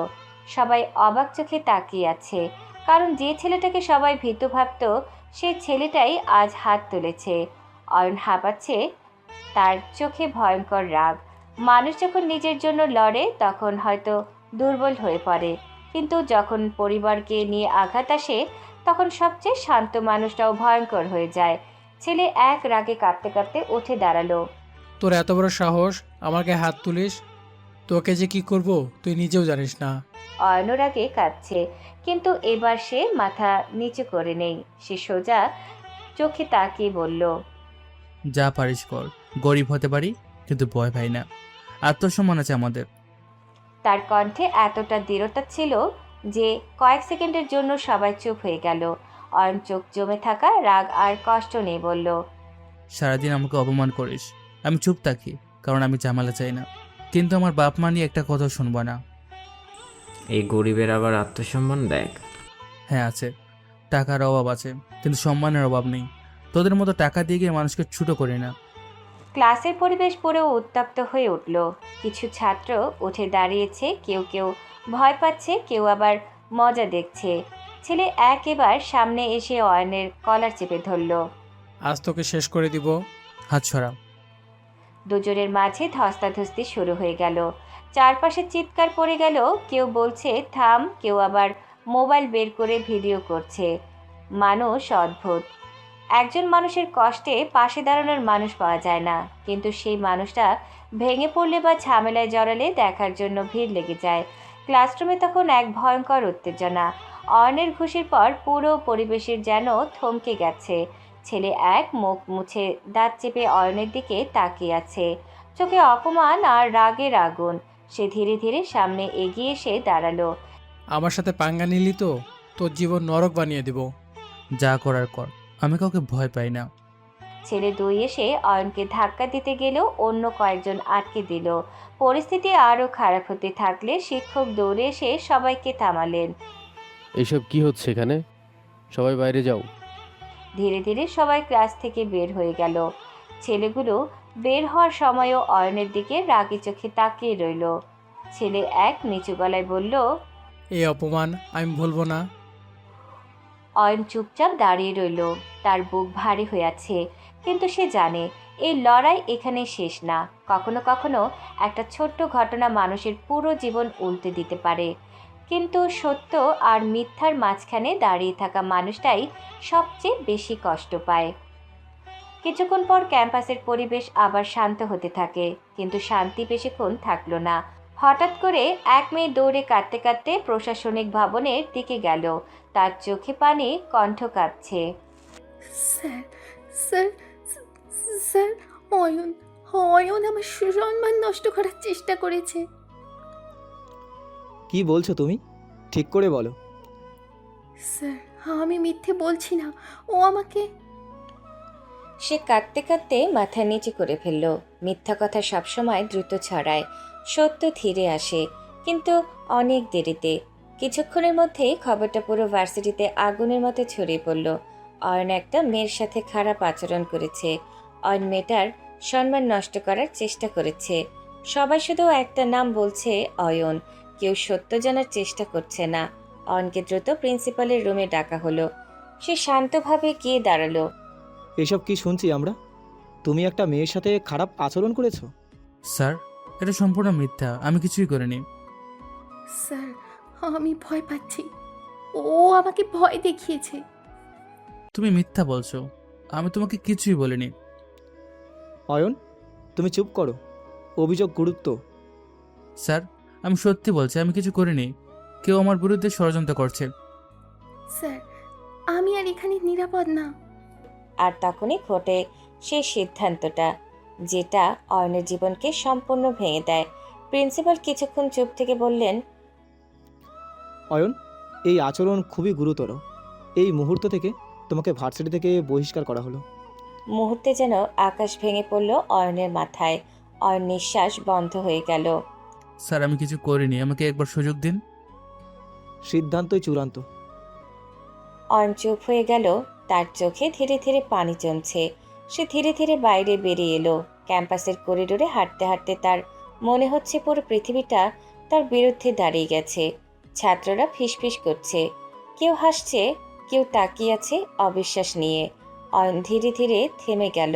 তার বুকের ভিতর সবকিছু ভেঙে যাচ্ছে। অয়ন নিচু গলায় বলল, এই মুখ আমি এখন কিভাবে বাড়িতে দেখাবো? আমি চলে যাব এই শহর ছেড়ে। ভাঙা মানুষগুলো কখনো কখনো পালিয়ে যায় না, তারা শুধু নিজেদের ভেতর ভেঙে পড়ে আর অপেক্ষা করে নতুন একটা শুরুর জন্য। বিকেলের আলো তখন ধীরে ধীরে নরম হয়ে আসছে। আকাশে কমলা রঙের আভা আর বাতাসে অদ্ভুত একটা ভারী নীরবতা। কিন্তু সেই নীরবতা ভেঙে হঠাৎই অয়নের বাড়িতে নেমে এলো একটা ভয়ঙ্কর খবর। মা রান্নাঘরে ছিলেন। হঠাৎ প্রতিবেশীর মুখে শোনা কথাটা যেন তার মাথায় বজ্রপাতের মতো আঘাত করলো। অয়ন নাকি ভার্সিটি থেকে বহিষ্কার হয়েছে, একটা মেয়ের সাথে খারাপ আচরণ করেছে। কি বলছো তুমি? আমার ছেলে? না না, এটা হতে পারে না। আমার ছেলেকে আমি চিনি। আমার ছেলে এমন না। একজন মা কখনো নিজের সন্তানের খারাপ দিক সহজে বিশ্বাস করে না, কারণ তার কাছে সন্তান মানে শুধু রক্ত না, তার হৃদয়। ঠিক তখনই ঘরে ঢুকলেন অয়নের বাবা। বাবার মুখে ক্লান্তি, হাতের কাজের ঘাম। তিনি সব শুনে কিছুক্ষণ চুপ করে রইলেন, তারপর ধীরে ধীরে বললেন, নিশ্চয়ই কেউ ইচ্ছে করে এমন করেছে। অয়ন এমন না। আমার ছেলেটা কোথায় আছে এখন? হতে পারি এলো না। জানি না, কিন্তু আমি জানি আমার ছেলে মিথ্যে বলতে পারে না।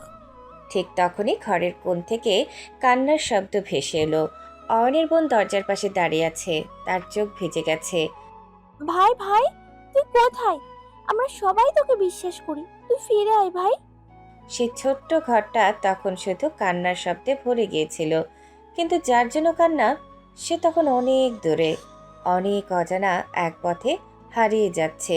অয়ন সেদিন রাতের শহর ছেড়ে চলে গিয়েছিল, না কোনো ঠিকানা রেখে, না কোনো বিদায় নিয়ে, শুধু একটা ভারী ভাঙা মন নিয়ে হারিয়ে গিয়েছিল সে। এদিকে আরেকটা শহরে নিশি খবরটা শুনে এক মুহূর্তের জন্য নিস্তব্ধ হয়ে গেল। তার হাত থেকে বই পড়ে গেল মাটিতে। চোখের সামনে শুধু একটা দৃশ্য ভেসে উঠল, অয়নের চুপচাপ মুখ, তার কষ্ট ভরা চোখ। নিশি কাপা গলায় বলল, না, এটা হতে পারে না। আমি আপনাকে বিশ্বাস করি অয়ন, আমি জানি আপনি এমন না। সে চুপচাপ জানালার পাশে গিয়ে দাঁড়ালো। বাইরে আকাশ অন্ধকার হয়ে আসছে। নিশি মনে মনে বলল, আমি আপনার জন্য অপেক্ষা করব, যত সময় লাগুক। কখনো কখনো ভালোবাসার শব্দে থাকে না, থাকে বিশ্বাসে। আর সেই বিশ্বাসই মানুষকে বছরের পর বছর অপেক্ষায় বাঁচিয়ে রাখে। সময় এগিয়ে যেতে লাগলো। সন্ধ্যা গড়িয়ে রাত, রাত গড়িয়ে সকাল। অয়ন আর ফিরে আসলো না। দিন গেছে, মাস গেছে, তারপর বছর। 1 বছর, 2 বছর, 3 বছর, কিন্তু অয়নের কোনো খোঁজ নেই। মা প্রতিদিন দরজার দিকে তাকিয়ে থাকে, বাবা প্রতিদিন রাস্তার মোড়ে দাঁড়িয়ে থাকে, বোন প্রতিদিন ফোন হাতে বসে থাকে, আর নিশি প্রতিদিন আকাশের দিকে তাকিয়ে শুধু একটা কথাই বলে, আমি জানি তুমি নির্দয়, আমি তোমার অপেক্ষায় আছি অয়ন। পৃথিবী কখনো কখনো মানুষকে ভেঙে ফেলে দেয়, কিন্তু কিছু মানুষ থেকে যায় অপেক্ষায়, ভালোবাসা আর বিশ্বাস নিয়ে, শুধু সেই দিনের জন্য যেদিন সত্য আবার ফিরে আসে। এদিকে সময় এগিয়ে গেছে অনেকটা দূর।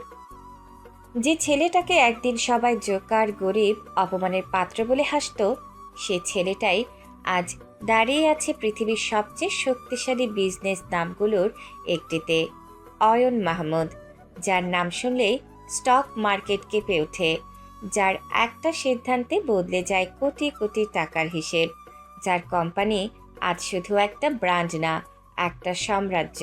কিন্তু এই অয়ন ভিতরে ভিতরে এখনো সেই ভাঙা ছেলেটাই। বিশাল কাচের দেয়াল ঘেরা অফিস রুম, শহরের সবচেয়ে উঁচু বিল্ডিংয়ের শীর্ষে বসে আছে অয়ন, চেয়ারে হেলান দিয়ে। সে সামনে থাকা স্ক্রিনের দিকে তাকিয়ে আছে, চোখ ঠান্ডা, মুখ শক্ত, ভাবলেশীন, কিন্তু তার ভেতরের পৃথিবীটা সবসময় নীরব না। কখনো কখনো সেই পুরনো শব্দগুলো আবার ফিরে আসে। জোকার, গরিবের ছেলে, অপমানিত। সে চোখ বন্ধ করে একটা দীর্ঘশ্বাস ফেলল। ঠিক তখনই দরজায় টোকা পড়ল। ম্যানেজার ভেতরে ঢুকলো দ্রুত পায়ে। স্যার, কানাডা থেকে বায়ার এসেছে আপনার সাথে মিটিং করতে, এখনই দেখা করতে চাই। সময় নেই। স্যার প্লিজ, না বলবেন না, এটা আমাদের একটা বড় ডিল। ওদের কোম্পানি প্রায় শেষ হয়ে যাওয়ার অবস্থা, তারা শুধু আপনার সিদ্ধান্তের অপেক্ষায় আছে। অনেক রিকোয়েস্ট করেছে আপনাকে রাজি করানোর জন্য। কত সময় লাগবে? বেশি না স্যার, 1 থেকে 1.5 ঘন্টা। 1.5 ঘন্টা বেশি না। জি স্যার, ঠিক আছে। সে দ্রুত বের হয়ে গেল। এই মানুষটা একসময় কারোর সামনে দাঁড়াতে ভয় পেত, আর আজ তার সামনে দাঁড়াতে ভয় পায় বড় বড় কোম্পানির মালিকরা। কিছুক্ষণ পর মিটিং রুম, বিশাল টেবিলের চারপাশে বসে আছে কানাডা থেকে আসা কয়েকজন বিজনেস এক্সিকিউটিভ। সবার মুখে টেনশন আর আশা একসাথে। একজন ফাইল খুলে বলল, আমরা আমাদের কোম্পানির নতুন টেকনোলজি নিয়ে এসেছি। এটা মার্কেট রিভলিউশন করতে পারে, কিন্তু আমাদের ফান্ডিং শেষ হয়ে যাচ্ছে। আমরা চাই আপনার কোম্পানি আমাদের পার্টনার হোক। আমরা বিশ্বাস করি আপনার সিদ্ধান্তই আমাদের বাঁচাতে পারে। অয়ন চুপচাপ তাদের দিকে তাকিয়ে আছে। তার চোখে কোনো আবেগ নেই, শুধু বিশ্লেষণ। সে ধীরে ধীরে বলল, প্রোডাক্ট দেখাও। তৎক্ষণাৎ ল্যাপটপে প্রেজেন্টেশন শুরু হলো। গ্রাফ, চার্ট, মার্কেট স্ট্যাটাস সবকিছু ভেসে উঠছে স্ক্রিনে। কিন্তু অয়নের চোখে শুধু ডেটার দিকে না, সে ভবিষ্যৎ দেখছে। কোথায় ঝুঁকি, কোথায় লাভ, কোথায় ফাঁদ, সবকিছু সে কয়েক সেকেন্ডে বুঝে নিচ্ছে। বায়ার এক কাপা গলায় বলল, স্যার, আমাদের প্রোডাক্ট যদি সাপোর্ট না পায় তাহলে পুরো কোম্পানি ডুবে যাবে। রুমে নিস্তব্ধতা নেমে এলো। অয়ন চেয়ার থেকে উঠে দাঁড়ালো। সবাই তার দিকে তাকিয়ে আছে। সে ধীরে ধীরে জানালার দিকে হাঁটলো। শহরের বিশাল দৃশ্য সামনে, আকাশচুম্বী বিল্ডিংগুলো যেন তার নিচে মাথা নিচে করে দাঁড়িয়ে আছে। সে হঠাৎ বলল, তোমরা ভাবছো আমি তোমাদের বাঁচাবো? আমি দান করি না, আমি ইনভেস্ট করি। তোমাদের প্রোডাক্টে পোটেনশিয়াল আছে, কিন্তু মার্কেটে স্ট্র্যাটেজি দুর্বল। আমি শর্তে যাব, কিন্তু কন্ট্রোল আমার থাকবে। এক মুহূর্তে নীরবতা। তারপর বায়াররা একে অপরের দিকে তাকালো। তারা জানে না বললে সব শেষ, হ্যাঁ বললে কোম্পানি বাঁচতে পারে।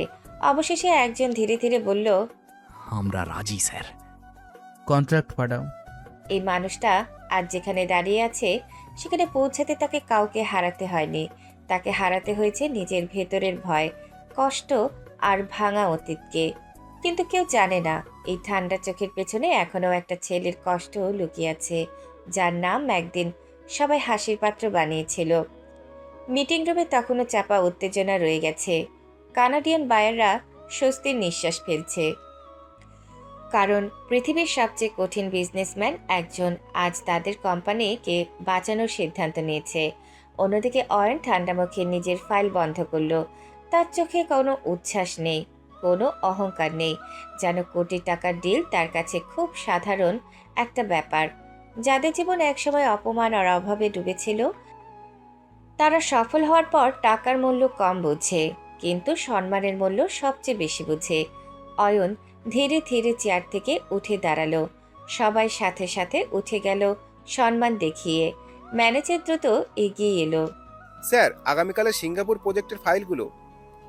আমি বাসায় যাচ্ছি, আজ আর আমাকে বিরক্ত করবে না। কিন্তু স্যার, আপনার সিদ্ধান্ত ছাড়া তো কোনো কাজ এগোয় না। আমরা কিভাবে? দরকার হলে কাজ বন্ধ থাকবে, তবুও আজ আমাকে ডিস্টার্ব করবে না। তার গলায় এমন দৃঢ়তা ছিল যে ম্যানেজার আর একটা কথাও বলতে পারল না। Okay sir. অয়ন আর পিছনে তাকালো না। সে ধীরে ধীরে মিটিং রুম থেকে বেরিয়ে গেল। রাতের শহরটা আলোয় ঝলমল করছে। বিলাসবহুল কালো গাড়িটা দ্রুত রাস্তা পেরিয়ে যাচ্ছে। বাইরে মানুষ ব্যস্ত, শহর ব্যস্ত, কিন্তু গাড়ির ভেতরে বসে থাকা মানুষটা আজ অদ্ভুত নীরব। অয়ন জানালার বাইরে তাকিয়ে আছে। হাজারো আলো চোখে পড়েছে, কিন্তু তার মনে শুধু পুরনো অন্ধকার স্মৃতিগুলো ঘুরছে। মায়ের মুখ, বাবার ক্লান্ত চোখ, ছোট বোনটার দুষ্টুমি, আর নিশির সেই কাপা কণ্ঠ। আমি আপনার জন্য অপেক্ষা করব। অয়ন চোখ বন্ধ করে ফেলল। তার বুকের ভেতরে চাপা ব্যথাটা আবার জেগে উঠছে। মানুষ যত বড়ই হয়ে যাক, কিছু শূন্যতা কখনো পূরণ হয় না। পৃথিবীর সব টাকা দিয়েও কিছু মানুষকে ফিরে পাওয়া যায় না। কিছুক্ষণ পর গাড়ি এসে থামল শহরের সবচেয়ে বিলাসবহুল এলাকার এক বিশাল ম্যানশনের সামনে। বিশাল গেট, চারপাশে নিরাপত্তা, আলোকিত বাগান, সবকিছু যেন সিনেমার মতো।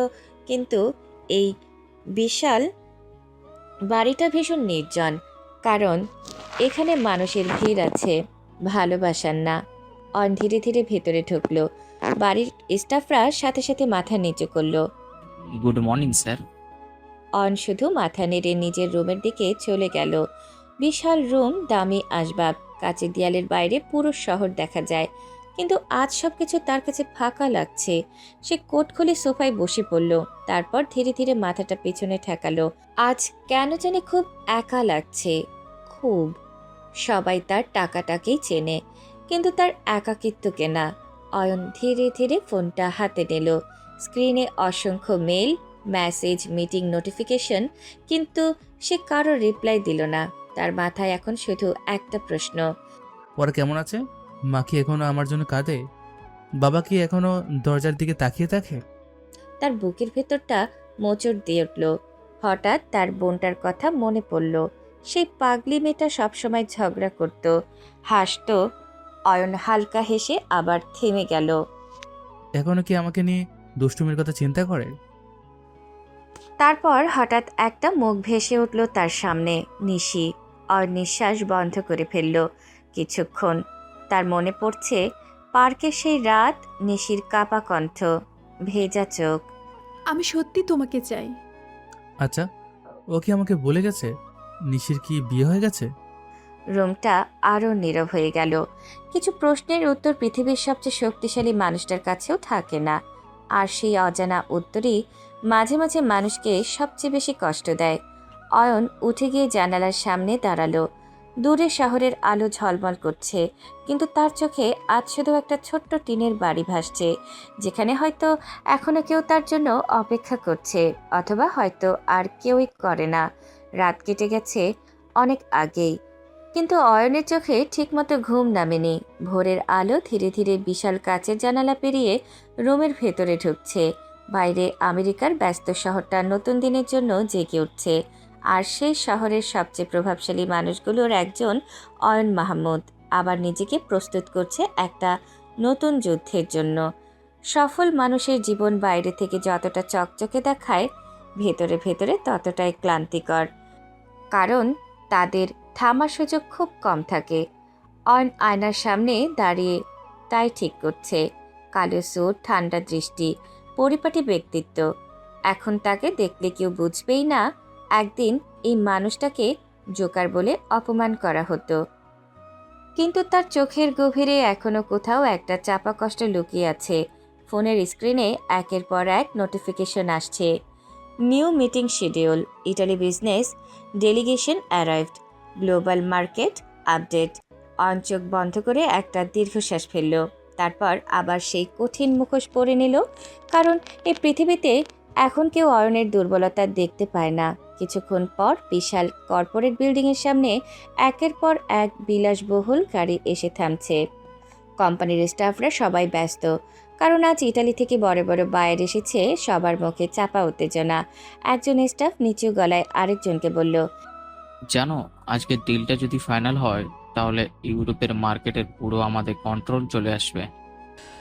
অবশ্যই হবে স্যার, যখন নিজে মিটিংয়ে থাকেন তখন কেউ না বলতে পারে না। ঠিক তখনই লিফটের দরজা খুলল। অয়ন ধীরে ধীরে বের হয়ে এলো। পুরো করিডোর মুহূর্তে নিস্তব্ধ হয়ে গেল। সবাই সম্মান নিয়ে মাথা নিচু করল। Good morning sir. অয়ন শুধু হালকা মাথা নাড়ল। তার হাঁটার মধ্যেই একটা ভয়ঙ্কর আত্মবিশ্বাস, যেন পুরো বিল্ডিংটা তার উপস্থিতিতে আরও ভারী হয়ে উঠেছে। মানুষ টাকা দিয়ে ক্ষমতা কিনতে পারে, কিন্তু ব্যক্তিত্ব দিয়ে ভয় তৈরি করতে হয়। আর অয়ন এখন সেই অবস্থানে পৌঁছে গেছে, যেখানে তার নামটাই যথেষ্ট। ম্যানেজার দ্রুত এগিয়ে এলো। স্যার, ইতালিয়ান বায়াররা অপেক্ষা করছে। কনফারেন্স রুম প্রস্তুত? জি স্যার, সব রেডি। কিছুক্ষণ পর বিশাল কনফারেন্স রুম, চারপাশে কাচের দেয়াল, বড় স্ক্রিন, আধুনিক সাজসজ্জা। টেবিলের একপাশে বসে আছে ইতালি থেকে আসা বিজনেস টিম। সবাই খুব সিরিয়াস, কারণ তারা জানে আজকের এই মিটিং তাদের ভবিষ্যৎ বদলে দিতে পারে। দরজা খুলে অয়ন ভেতরে ঢুকতেই সবাই দাঁড়িয়ে গেল। ইটালিয়ান বায়ারদের লিডার হাত বাড়িয়ে বলল, মিস্টার আয়ান মাহমুদ, অবশেষে আপনার সঙ্গে দেখা হলো। Welcome to America, sit down. সবাই বসে পড়ল। মিটিং শুরু হলো। স্ক্রিনে ইতালিয়ান কোম্পানির প্রেজেন্টেশন ভেসে উঠল। আমাদের কোম্পানি ইউরোপে খুব দ্রুত গ্রো করছে, কিন্তু আমরা গ্লোবাল মার্কেটে যেতে চাই, আর সেই জন্য আপনার কোম্পানির সাপোর্ট দরকার। অয়ন মনোযোগ দিয়ে সব শুনছে। তার সামনে থাকা ফাইলের পাতাগুলো ধীরে ধীরে উল্টাচ্ছে, কিন্তু তার চোখ এড়িয়ে কিছুই যাচ্ছে না। প্রোডাকশনের খরচ, মার্কেট রিস্ক, ভবিষ্যৎ লাভ, সবকিছু কয়েক মিনিটেই বিশ্লেষণ করে ফেলেছে সে। বায়ার আবার বলল, আমরা বিশ্বাস করি আপনি যদি এই প্রজেক্টে আসেন তাহলে পুরো ইউরোপিয়ান মার্কেট বদলে যাবে। অয়ন চেয়ার হেলান দিয়ে কিছুক্ষণ চুপ করে রইল। রুমে তখন টান টান উত্তেজনা, কারণ সবাই তার সিদ্ধান্তের অপেক্ষায়। অয়ন ধীরে ধীরে বলল, তোমাদের প্রোডাক্ট ভালো, কিন্তু মার্কেটিং স্ট্রাকচার দুর্বল। ইটালিয়ান টিম একে অপরের দিকে তাকালো। অয়ন আবার বলল, তোমরা ইমোশন নিয়ে বিজনেস চালাতে চাও, আর আমি চালাই হিসাব দিয়ে। তার ঠান্ডা কণ্ঠ পুরো রুমকে আরও চুপ করে দিল। অয়ন টেবিলে আঙুল ঠুকতে ঠুকতে বলল, আমি এই প্রজেক্টে ইনভেস্ট করব, কিন্তু একটা শর্তে, পুরো গ্লোবাল অপারেশন আমার কোম্পানির আন্ডারে চলবে। এক মুহূর্ত নীরবতা। বায়ারদের মুখে দ্বিধা স্পষ্ট, কারণ এই শর্ত মানে নিয়ন্ত্রণের বড় অংশ অয়নের হাতে চলে যাবে। কিন্তু তারা এটাও জানে অয়ন মাহমুদের নাম মানে সাফল্য। অবশেষে ইতালিয়ান লিডার ধীরে মাথা নাড়ল। We are agree mister Ayan. Then welcome to the future. একদিন যে ছেলেটাকে কেউ গুরুত্ব দিত না, আজ পুরো পৃথিবী তার একটা সিদ্ধান্তের জন্য ঘন্টার পর ঘন্টা অপেক্ষা করে। কিন্তু এই ঠান্ডা শক্ত মানুষটার ভেতরে এখনও কোথাও একটা শূন্যতা রয়ে গেছে, যেখানে এখনও একটা ছোট্ট শহর, একটা টিনের বাড়ি আর কয়েকটা প্রিয় মুখ লুকিয়ে আছে। এদিকে বাংলাদেশে একটা ছোট্ট শহরের পুরনো গোলের ভেতরে এখনও দাঁড়িয়ে আছে সেই টিনের বাড়িটা। সময় বদলেছে, মানুষ বদলেছে, চারপাশ বদলে গেছে, কিন্তু এই বাড়িটার ভেতরে একটা জিনিস আজও বদলায়নি, অপেক্ষা। কিছু অপেক্ষা সময়ের সাথে শেষ হয় না, বরং আরও গভীর হয়ে যায়। সকাল গড়িয়ে বিকেল হয়ে এসেছে।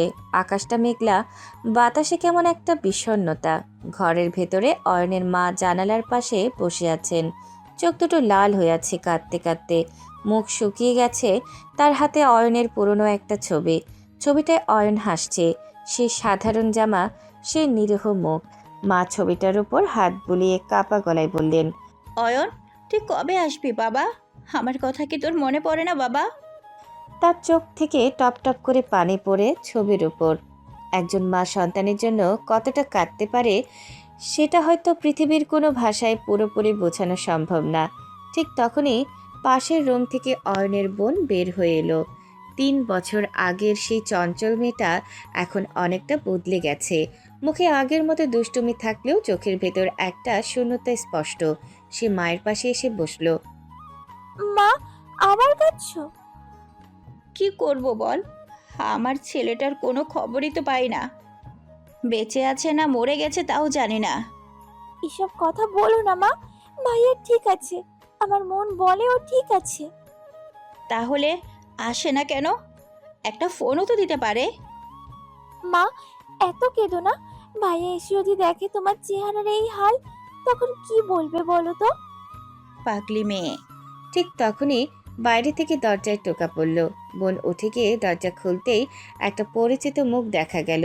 নিশি, হালকা রঙের সালোয়ার কামিজ, মুখে ক্লান্তি আর চোখে চাপা কষ্ট।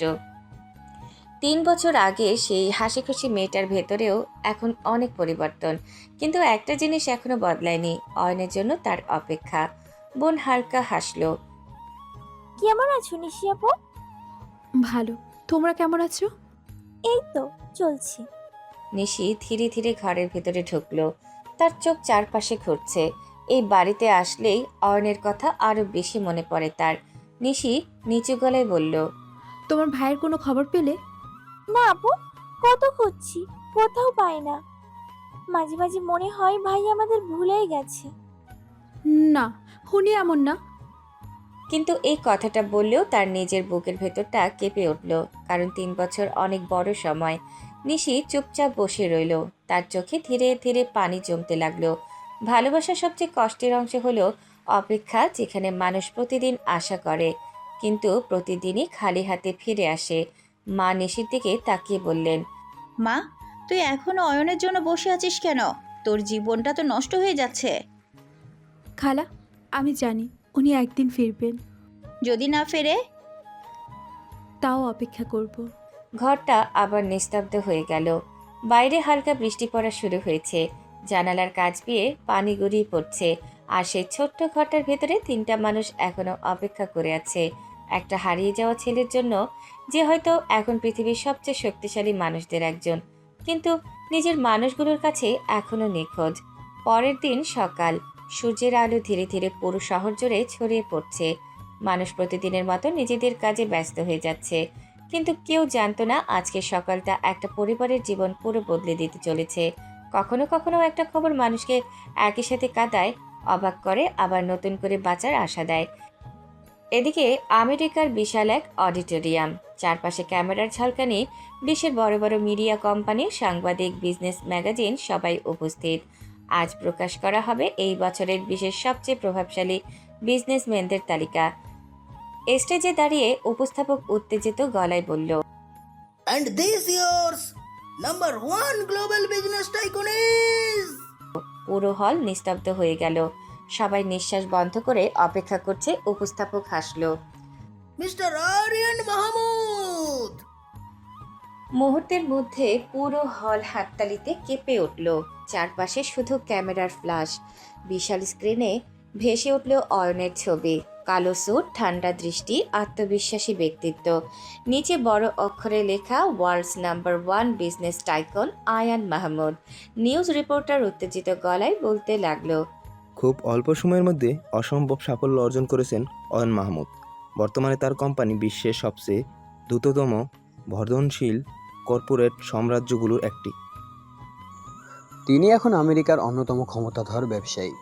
তার একটি সিদ্ধান্তে বদলে যায় আন্তর্জাতিক মার্কেটের হিসাব।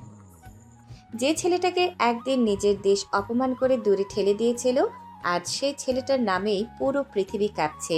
এদিকে বাংলাদেশে সকাল সকাল অয়নের বোন ফোন হাতে বসেছিল। ইন্টারনেট স্ক্রল করতে করতে হঠাৎ একটা লাইভ নিউজ তার সামনে ভেসে উঠল। প্রথমে সে তেমন গুরুত্ব দেয়নি, কিন্তু পরের মুহূর্তে স্ক্রিনে একটা মুখ দেখে সে জমে গেল। তার নিঃশ্বাস বন্ধ হয়ে এলো, চোখ বড় বড় হয়ে গেল।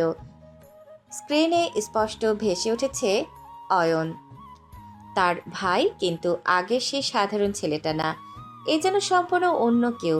চোখে ভয়ঙ্কর আত্মবিশ্বাস, মুখে কঠিন ব্যক্তিত্ব, চারপাশে নিরাপত্তা আর মিডিয়ার ভিড়। বোন কাপা হাতে ফোনটা শক্ত করে ধরল। তার চোখে পানি চলে এলো মুহূর্তে। বোন চিৎকার করে উঠল, মা! কি হয়েছে? মা! ভাইয়া! মা অবাক হয়ে ফোনের দিকে তাকালেন। তারপর মুহূর্তের মধ্যে তার চোখ ভিজে উঠল।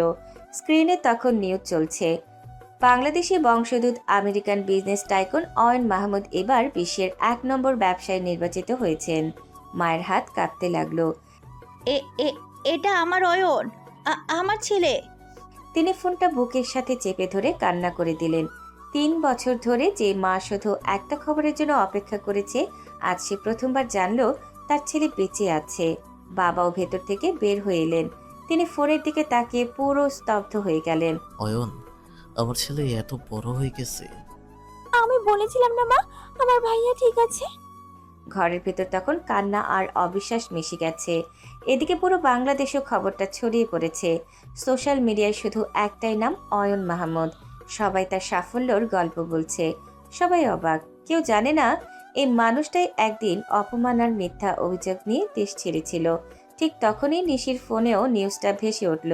সে প্রথমে অবাক হয়ে স্ক্রিনের দিকে তাকিয়ে রইল, তারপর ধীরে ধীরে চোখে পানি জমে গেল।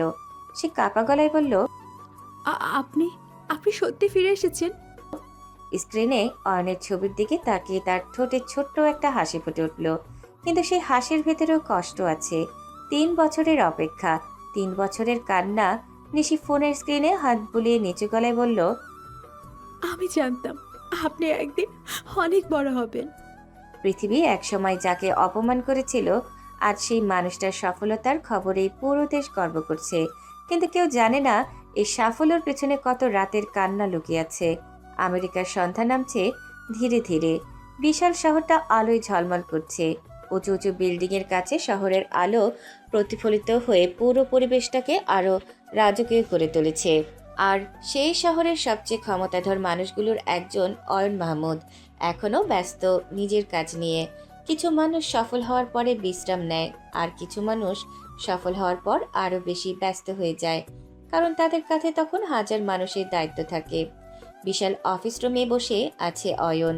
তার সামনে একের পর এক ফাইল, বড় স্ক্রিনে স্টক মার্কেটের হিসেব চলছে, চারপাশে নিস্তব্ধতা। অয়ন খুব মনোযোগ দিয়ে একটা রিপোর্ট দেখছে। তার চোখে সেই পুরনো ঠান্ডা ভাব, যেন অনুভূতি নামের জিনিসটা সে অনেক আগেই নিজের ভেতরে বন্দি করে ফেলেছে। ঠিক তখনই দরজায় টোকা পড়ল। ম্যানেজার ভেতরে ঢুকলো। স্যার, বলুন। স্যার, আজ রাতে আমাদের ফ্রান্স যেতে হবে। ওখানে একটা জরুরি মিটিং আছে। আজ? জি স্যার, ফ্রান্সের বায়াররা অনেকদিন ধরে মিটিংয়ের জন্য অপেক্ষা করছে। অয়ন কিছুক্ষণ চুপ করে রইল, তারপর চেয়ার ছেড়ে উঠে জানালার সামনে গিয়ে দাঁড়ালো। বাইরের শহরের আলো জ্বলছে, গাড়িগুলো ছোট ছোট আলোর রেখার মতো ছুটছে। কিন্তু আজ তার মন অন্য কোথাও। বাংলাদেশের সেই ছোট্ট বাড়িটা বারবার মনে পড়ছে। মায়ের কান্না, বোনের মুখ, নিশির চোখ। আজ কেন জানি খুব ক্লান্ত লাগছে তার, শুধু শরীর না, মনও। অয়ন ধীরে ধীরে বলল, আপনি যান। স্যার, দরকার হলে ওদের বলুন এখানে আসতে। আমি আজ কোথাও যেতে পারবো না। কিন্তু স্যার, ওরা খুব বড় কোম্পানি, তারা হয়তো। আমি কাউকে ফোর্স করি না। আসতে চাইলে আসবে, না চাইলে ডিল ক্যান্সেল। রুমটা মুহূর্তে চুপ হয়ে গেল, কারণ সবাই জানে অয়ন মাহমুদ নিজের সিদ্ধান্ত খুব কমই বদলায়। ম্যানেজার দ্রুত মাথা নাড়ল। ওকে স্যার, আমি জানিয়ে দিচ্ছি। কিছুক্ষণ পর ম্যানেজার ভিডিও কলে ফ্রান্সের বায়ারদের সাথে কথা বলছে। মিস্টার আয়ান আজ ফ্রান্সে যেতে পারবেন না। যদি আপনারা চান তাহলে আমেরিকায় এসে মিটিং করতে পারেন। ওকে, তাহলে আমরা আসবো।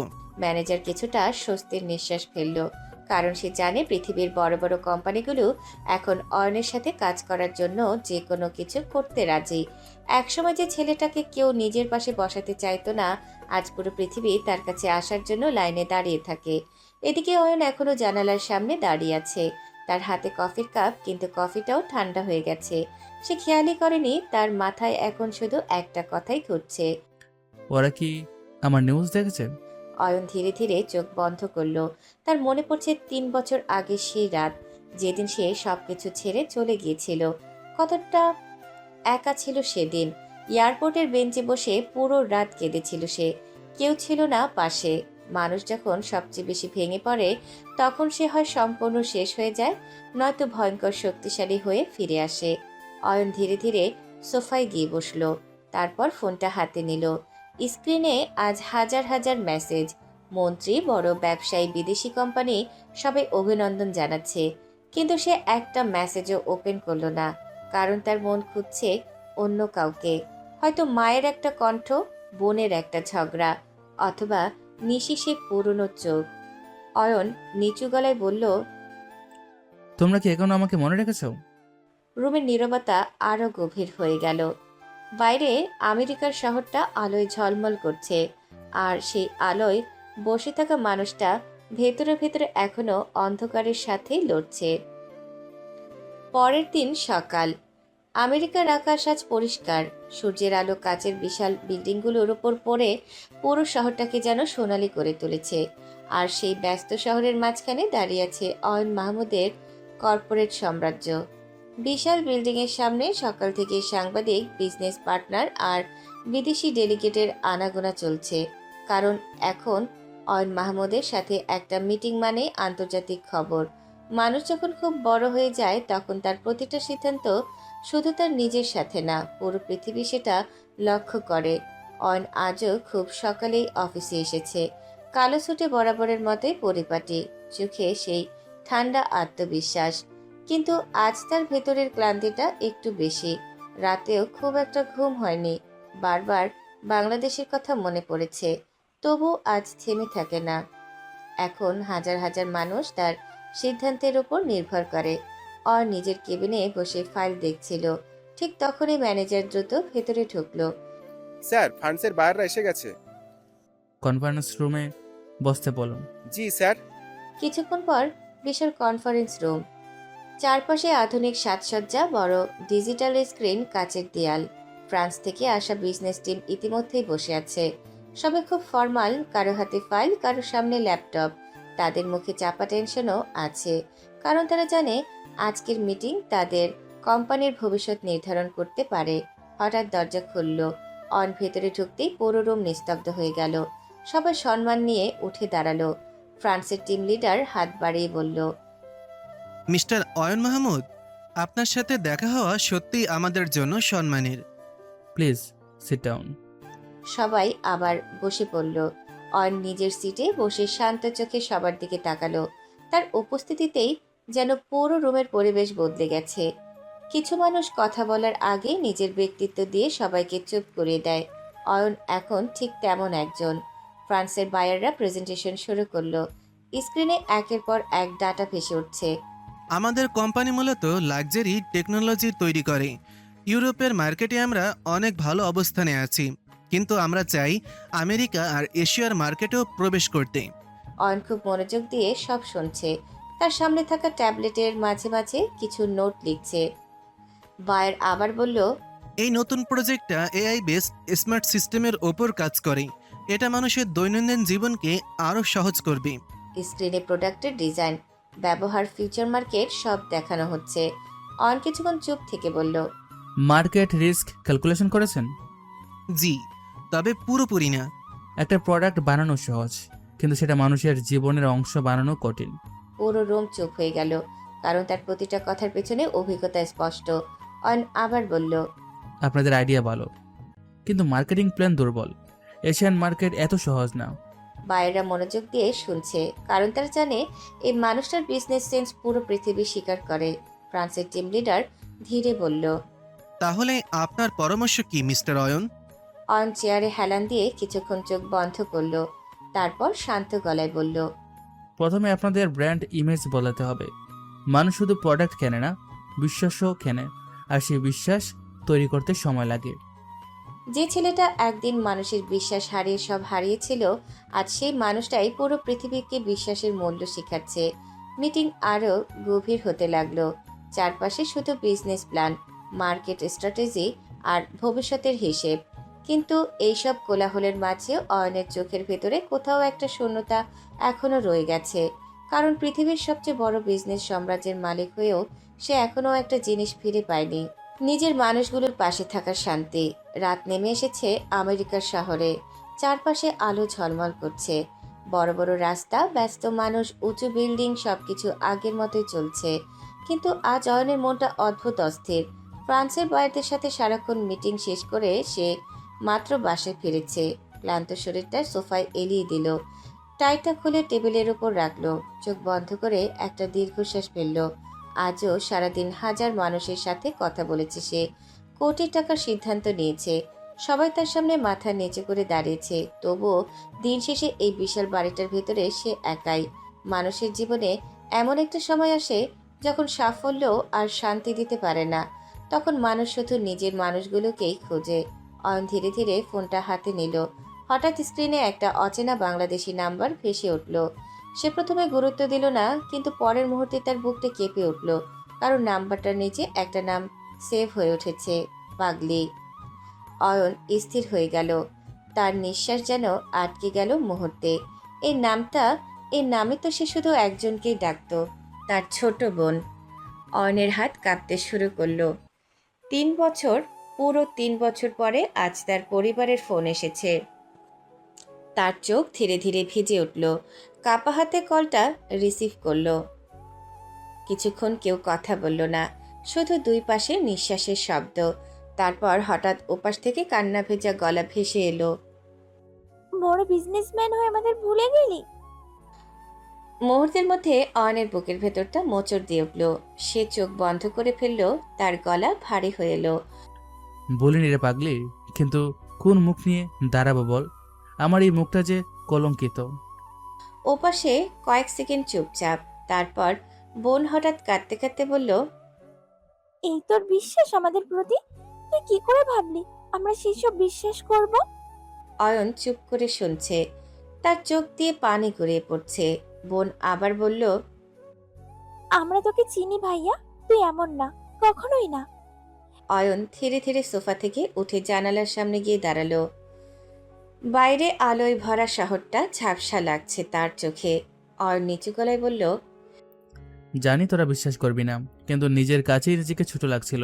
নিজের মুখটাই তোদের দেখাতে চাইছিলাম না।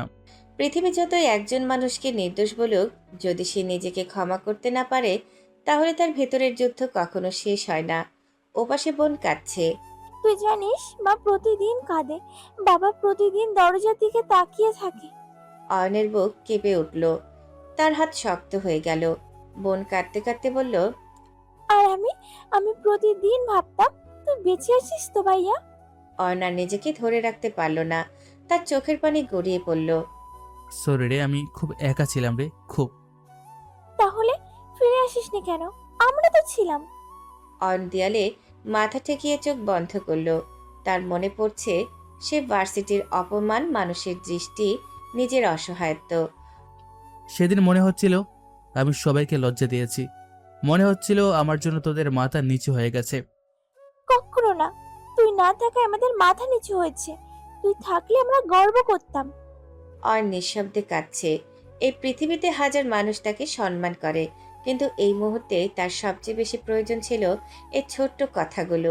বোন হঠাৎ বলল, মা তোর সাথে কথা বলবে। অয়নের বুক থক করে উঠল। তার হাত কাঁপতে লাগলো, কারণ 3 বছর পরে সে তার মায়ের কণ্ঠ শুনবে। কিছু মুহূর্ত মানুষের জীবনে এতটা আবেগ নিয়ে আসে, যেখানে শব্দও ছোট হয়ে যায় আর শুধু কান্নাগুলো কথা বলে। অয়নের হাত তখনও কাঁপছে। 3 বছর পরে নিজের পরিবারের কণ্ঠ শুনছে সে, যে পরিবারকে না বলে না বুঝিয়ে এক রাতে ছেড়ে চলে গিয়েছিল। তার বুকের ভেতরে যেন হাজারটা অনুভূতি একসাথে আঘাত করছে। ভালোবাসা, অপরাধবোধ, লজ্জা আর ভয়। ওপাশে বোন কান্না করতে করতে বলল, মায়ের সাথে কথা বল। অয়নের বুক থক করে উঠল। সে হঠাৎ খুব ছোট হয়ে গেল নিজের কাছেই। এই পৃথিবীর সবচেয়ে বড় বিজনেস টাইকুন অয়ন মাহমুদ এই মুহূর্তে শুধু একটা ভয় পাওয়া ছেলে, যে 3 বছর পরে নিজের মায়ের মুখোমুখি হতে ভয় পাচ্ছে। কিছুক্ষণ নীরবতা, তারপর ওপাশ থেকে ভেসে এলো সেই কণ্ঠটা, যে কণ্ঠ শুনে ছোটবেলায় ঘুম ভাঙত তার, যে কণ্ঠ শুনে সব কষ্ট ভুলে যেত সে। কেমন আছিস বাবা? মুহূর্তের মধ্যে অয়নের চোখ ভিজে গেল। তার ঠোঁট কাঁপতে লাগলো। সে আর নিজেকে সামলাতে পারল না। অয়ন কান্না করে বলল, আমাকে ক্ষমা করে দাও মা, আমি খুব খারাপ ছেলে মা। ক্ষমা কেন চাস বাবা? তুই তো আমাদের বিশ্বাস করতে পারলি না। আমার কাছে আসলে কি আমি তোকে অবিশ্বাস করতাম? অয়ন দেয়ালে মাথা ঠেকিয়ে চোখ বন্ধ করে ফেলল। তার মনে হচ্ছে বুকের ভেতরটা ছিঁড়ে যাচ্ছে। লজ্জা লাগছিল মা, খুব লজ্জা। মনে হচ্ছিল আমি তোমাদের মাথা নিচু করে দিয়েছি। চুপ কর, এত কথা শুনতে চাই না আমি। 3 বছর ধরে প্রতিদিন দরজার দিকে তাকিয়ে থেকেছি। প্রতিদিন ভেবেছি আমার ছেলে হয়তো আজ আসবে। অয়নের চোখ দিয়ে পানি গড়িয়ে পড়ছে, থামছেই না। মা আবার বললেন, জানিস, কত রাত না খেয়ে কাটিয়েছি শুধু তোকে মনে করে। প্লিজ মা, আর বলো না। না, আজ বলবো। কাল যদি না ফিরিস তাহলে আমার মরা মুখটাও দেখতে পাবি না। মা। কিন্তু ঠিক তখনই কলটা কেটে গেল। অয়ন কয়েক সেকেন্ড স্থির হয়ে দাঁড়িয়ে রইল। তার নিঃশ্বাস ভারী হয়ে গেছে, চোখ পুরো ভিজে গেছে। কিছু শব্দ মানুষের ভেতরের সবচেয়ে শক্ত দেয়ালটাও ভেঙে দেয়। মরামুখ কথাটা শুনে অয়নের 3 বছরের সব জেদ মুহূর্তেই শেষ হয়ে গেল। অয়ন দ্রুত ফোনটা হাতে নিল, তারপর সাথে সাথে ম্যানেজারকে কল দিল। ম্যানেজার তাড়াতাড়ি রিসিভ করলো। Yes sir. বাংলাদেশের টিকিট কাটো। বাংলাদেশ? হ্যাঁ, যত দ্রুত সম্ভব। কিন্তু স্যার বাংলাদেশে তো আমাদের কোনো মিটিং নেই। অয়ন জানালার বাইরে তাকালো। দূরে শহরের আলো জ্বলছে, কিন্তু তার চোখে এখন শুধু একটা ছোট্ট বাড়ি ভাসছে, যেখানে হয়তো তার মা এখনো কাঁদছে। অয়ন ধীরে ধীরে বলল, পার্সোনাল। শব্দটা খুব ছোট ছিল, কিন্তু সেই শব্দের ভেতরে 3 বছরের জমে থাকা ভালোবাসা, অপরাধবোধ আর ফিরে যাওয়ার আকুলতা লুকিয়ে ছিল। ম্যানেজার বুঝে গেল ব্যাপারটা গুরুতর। ওকে স্যার, আমি এখনই ব্যবস্থা করছি। কল কেটে গেল। অয়ন ধীরে ধীরে সোফায় বসে পড়ল। তার বুকের ভেতরটা কাঁপছে। 3 বছর পরে সে আবার নিজের দেশে ফিরবে, সেই শহরে যেখানে থেকে সে অপমান নিয়ে চলে গিয়েছিল। ভাগ্য বড় অদ্ভুত। একদিন যে ছেলেটা মাথা নিচু করে দেশ ছেড়েছিল, আজ সেই ছেলেটাই ফিরছে পৃথিবীর সবচেয়ে সফল মানুষদের একজন হয়ে। কিন্তু তার সবচেয়ে বড় পরিচয় এখনো একটাই, সে একটা মায়ের ছেলে যে অনেক দেরি করে হলেও অবশেষে ঘরে ফিরছে। পরের দিন বাংলাদেশের আকাশে তখন বিকেলের নরম আলো, হালকা বাতাস বইছে। ছোট্ট শহরটা প্রতিদিনের মতোই নিজের গতিতে চলছে। কেউ দোকানে বসে গল্প করছে, কেউ রাস্তার পাশে চা খাচ্ছে, কেউ বা কাজ শেষে বাড়ি ফিরছে। কিন্তু আজ একটা বাড়ির সামনে ভাগ্য দাঁড়িয়ে আছে, 3 বছরের অপেক্ষা শেষ করার জন্য। কিছু ফিরে আসা শুধু একজন মানুষের ফিরে আসা না, একটা পরিবারের আবার বেঁচে ওঠা। অয়নের বাড়ির সামনে তখন অদ্ভুত নীরবতা। মা বারবার দরজার দিকে তাকাচ্ছেন, বাবা উঠোনে পায়চারি করছেন, আর বোন তো সকাল থেকে ঠিকমতো বসেই নেই, বারবার রাস্তায় তাকাচ্ছে। মা, ভাইয়া আসবে তো সত্যি? আসবে। এবার না এলে আমি আর বাঁচবো না। ঠিক তখনই দূর থেকে কয়েকটা কালো দামি গাড়ি এসে গলির সামনে ঢুকলো। পুরো এলাকা মুহূর্তেই থমকে গেল, কারণ এমন গাড়ি এই এলাকায় কেউ কখনো দেখেনি। পাশের বাড়ির মানুষজন দৌড়ে বের হয়ে এলো। একজন অবাক হয়ে বলল, কার বাড়িতে এসব গাড়ি? মনে হয় বড় কোনো মন্ত্রী এসেছে। গাড়িগুলো ধীরে ধীরে এসে থামলো অয়নের বাড়ির সামনে। মুহূর্তে পুরো এলাকা নিস্তব্ধ, সবাই শুধু তাকিয়ে আছে। একজন ড্রাইভার দ্রুত নেমে পিছনের দরজা খুলল, তারপর ধীরে ধীরে গাড়ি থেকে নামলো অয়ন। কালো স্যুট, চোখে সেই গভীর ব্যক্তিত্ব, মুখে ক্লান্তি আর চাপা আবেগ। তাকে দেখে সবাই হতবাক। এ যেন সেই আগের অয়ন না। এই মানুষটার ভেতরে এখন ভয়ঙ্কর একটা উপস্থিতি আছে, কিন্তু মায়ের চোখে সে এখনো সেই ছোট্ট ছেলেটাই। মা কয়েক সেকেন্ড স্থির হয়ে তাকিয়ে রইলেন, তারপর হঠাৎ চিৎকার করে উঠলেন, অয়ন! তিনি দৌড়ে গিয়ে অয়নকে জড়িয়ে ধরলেন। মুহূর্তের মধ্যে অয়নের সব শক্ত মুখোশ ভেঙে গেল, তার চোখ ভিজে উঠল। সে কাঁপতে কাঁপতে মাকে শক্ত করে জড়িয়ে ধরল। মা! এই একটা শব্দে 3 বছরের সব কান্না লুকিয়েছিল। মা কাঁদতে কাঁদতে তার মুখ ছুঁয়ে বললেন, আমার ছেলে ফিরে এসেছে। অয়ন আর নিজেকে ধরে রাখতে পারল না। সে হঠাৎ নিচে বসে মায়ের পা জড়িয়ে ধরল। অয়ন কান্না করে বলল, মা, আমাকে ক্ষমা করে দাও মা, প্লিজ। না বাবা না, তুই আমার কলিজা, তোকে ছাড়া আমি বাঁচি কিভাবে বল? ভাইয়া, এভাবে কেউ হারিয়েছে? জানিস আমরা কত কেঁদেছি। সরি রে পাগলি। বাবাও এগিয়ে এলেন, তার চোখেও পানি। তিনি কিছু বলতে পারছেন না, শুধু অয়নকে বুকে জড়িয়ে ধরলেন। আমার ছেলে। অয়ন বাবাকে শক্ত করে জড়িয়ে ধরল। পৃথিবীর সবচেয়ে দামি জিনিস হয়তো এই মুহূর্তটাই, যেখানে একটা হারিয়ে যাওয়া ছেলে আবার নিজের পরিবারের বুকে ফিরে এসেছে। এদিকে পুরো এলাকায় খবর ছড়িয়ে পড়েছে, অয়ন ফিরে এসেছে। একটা মেয়ে দৌড়ে নিশিদের বাড়িতে গেল। নিশি আপু, নিশি আপু, অয়ন ভাই ফিরে এসেছে। কি? সত্যি, উনি এখনই বাড়িতে এসেছে। নিশি আর এক সেকেন্ডও দাঁড়ালো না। সে প্রায় দৌড়ে বের হয়ে গেল। তার নিঃশ্বাস কাঁপছে, হাত কাঁপছে। 3 বছর, পুরো 3 বছর পরে আজ সে আবার অয়নকে দেখবে। অয়নের বাড়ির সামনে তখন মানুষের ভিড়। সবাই অবাক হয়ে তাকিয়ে আছে। হঠাৎ ভিড় ঠেলে নিশির সামনে এলো। অয়ন কথা বলতে বলতে হঠাৎ থেমে গেল। তার চোখ গিয়ে আটকে রইল নিশির উপর। মুহূর্তের জন্য সময় যেন থেমে গেল। নিশি আগের থেকেও অনেক বেশি সুন্দর হয়েছে, কিন্তু সে সৌন্দর্যের ভেতরে একটা গভীর ক্লান্তি লুকিয়ে আছে। চোখের নিচে স্পষ্ট কালি, মুখে চাপা বিষণ্ণতা। মনে হচ্ছে বহুদিন ঠিকমতো ঘুমায়নি। অয়নের বুকটা কেঁপে উঠল। সে বুঝে গেল এই মেয়েটাও তার মতোই কষ্টে ছিল। নিশি চুপচাপ দাঁড়িয়ে আছে, তার চোখ শুধু অয়নের দিকেই। সে চোখ হাজারটা অভিযোগ, হাজারটা ভালোবাসা আর 3 বছরের অপেক্ষা। কিন্তু সে কিছু বলছে না। কিছু সম্পর্ক এত গভীর হয় যে সেখানে শব্দের দরকার হয় না, চোখই সব বলে দেয়।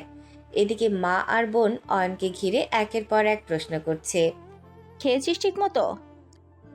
ভাইয়া, বড় বাড়িতে থাকিস নাকি? কষ্ট হয়েছে খুব, তাই না বাবা? অয়ন সবার প্রশ্নের উত্তর দিচ্ছে, কিন্তু তার চোখ বারবার নিশির দিকে চলে যাচ্ছে। আর নিশি, সে এখনো নিঃশব্দে দাঁড়িয়ে আছে। কারণ এতদিন পরে নিজের সবচেয়ে প্রিয় মানুষটাকে সামনে পেয়ে সে বুঝতেই পারছে না কাঁদবে নাকি শুধু তাকিয়ে থাকবে। অয়নের বাড়ির সামনে তখনও মানুষের ভিড়। সবাই অবাক হয়ে তাকিয়ে আছে তার দিকে। কেউ বিশ্বাসই করতে পারছে না এই সেই অয়ন যাকে একসময় সবাই অপমান করত। আজ সেই ছেলেটার সামনে দাঁড়াতে পর্যন্ত ভয় লাগছে সবার। সময় মানুষকে এমনভাবে বদলে দেয়, একদিন যারা অবহেলা করত তারাই পরে দূর থেকে তাকিয়ে থাকে। এদিকে অয়ন সবার সাথে কথা বলছে, মায়ের সাথে, বাবার সাথে, বোনের সাথে। বোন একের পর এক প্রশ্ন করেই যাচ্ছে। ভাইয়া, আমেরিকায় কি সত্যি এত বড় বড় বাড়ি হয়? তুই কি সত্যি নিজের প্লেন ইউজ করিস? তোর অফিসে কি হাজার মানুষ কাজ করে? অনেক শুকিয়ে গেছিস বাবা, ঠিক মতো খাস না তাই না? তুমি পাশে থাকলে মোটা হয়ে যাব আবার। সবাই একটু হেসে উঠল, কিন্তু এই হাসির মাঝেও একটা মানুষ নিঃশব্দে দাঁড়িয়ে আছে, নিশি। সে এক দৃষ্টিতে অয়নের দিকে তাকিয়ে আছে। 3 বছর পরে নিজের সবচেয়ে প্রিয় মানুষটাকে সামনে পেয়েছে, কিন্তু অয়ন একবারও তার সাথে কথা বলছে না, একবারও না। নিশির বুকের ভেতরটা ধীরে ধীরে ভারী হয়ে উঠছে। সে নিজেকে বোঝানোর চেষ্টা করলো হয়তো অয়ন ব্যস্ত, হয়তো পরে কথা বলবে। কিন্তু মিনিট কেটে যাচ্ছে, অয়ন সবার সাথে কথা বলছে, শুধু তার সাথে না। সবচেয়ে বেশি কষ্ট তখনই হয় যখন নিজের সবচেয়ে প্রিয় মানুষটার কাছে নিজেকে অপরিচিত মনে হয়। নিশির চোখ ধীরে ধীরে ভিজে উঠল, তার বুক কাঁপছে। সে নিচে হয়ে হাসার চেষ্টা করলো, কিন্তু পারল না। তার মনে হতে লাগলো অয়ন হয়তো সত্যিই তাকে ভুলে গেছে। 3 বছর, এই 3 বছর সে শুধু অপেক্ষা করেছে। কত বিয়ের প্রস্তাব ফিরিয়ে দিয়েছে, কত রাত কেঁদেছে, কতবার অয়নের ছবির দিকে তাকিয়ে থেকেছে। আর আজ অয়ন তাকে চিনেও যেন চিনছে না। নিশির চোখ থেকে টপ করে পানি পড়ে গেল। সে দ্রুত চোখ মুছে পিছিয়ে গেল। কেউ খেয়াল করলো না, শুধু অয়ন দেখল তার চোখ এক মুহূর্তের জন্য থেমে গেল নিশির ভেজা চোখের ওপর। কিন্তু সে কিছু বলল না। নিশি আর দাঁড়িয়ে থাকতে পারল না। সে হঠাৎ ঘুরে দৌড়ে চলে গেল। মা অবাক হয়ে বললেন, আরে নিশি চলে গেল? অয়ন, ওকে থামা। অয়ন চুপচাপ নিশির চলে যাওয়া দেখল। তার চোখে অদ্ভুত একটা গভীরতা। তারপর ধীরে ধীরে বলল, যাক মা, কিছু কষ্টের পরে আবার অনেক বেশি সুখ হাতছানি দেয়। মা পুরো বুঝতে পারলেন না, কিন্তু অয়নের চোখে আজ অনেক দিন পর অন্যরকম একটা আলো দেখা যাচ্ছে। যে মানুষটা 3 বছর ধরে নিজের অনুভূতিগুলো লুকিয়ে রেখেছিল, আজ সে প্রথমবার নিজের হৃদয়ের জন্য কিছু ভাবছে। এদিকে নিশি দৌড়ে বাড়িতে ঢুকলো। তার বুক কাঁপছে, চোখ দিয়ে অনবরত পানি পড়ছে। সে নিজের রুমে ঢুকে দরজা বন্ধ করে দিল। তারপর বিছানায় বসেই হাউমাউ করে কেঁদে উঠল। আমাকে ভুলে গেছেন? সত্যি ভুলে গেছেন অয়ন ভাই? সে কাঁদতে কাঁদতে অয়নের পুরনো একটা ছবি হাতে নিল। এই ছবিটা সে 3 বছর ধরে লুকিয়ে রেখেছে। কত রাত এই ছবির সাথে কথা বলেছে, কতবার বলেছে একদিন আপনি ফিরবেন, কিন্তু আজ মনে হচ্ছে সে একাই অপেক্ষা করেছে। নিশি কাঁদতে কাঁদতে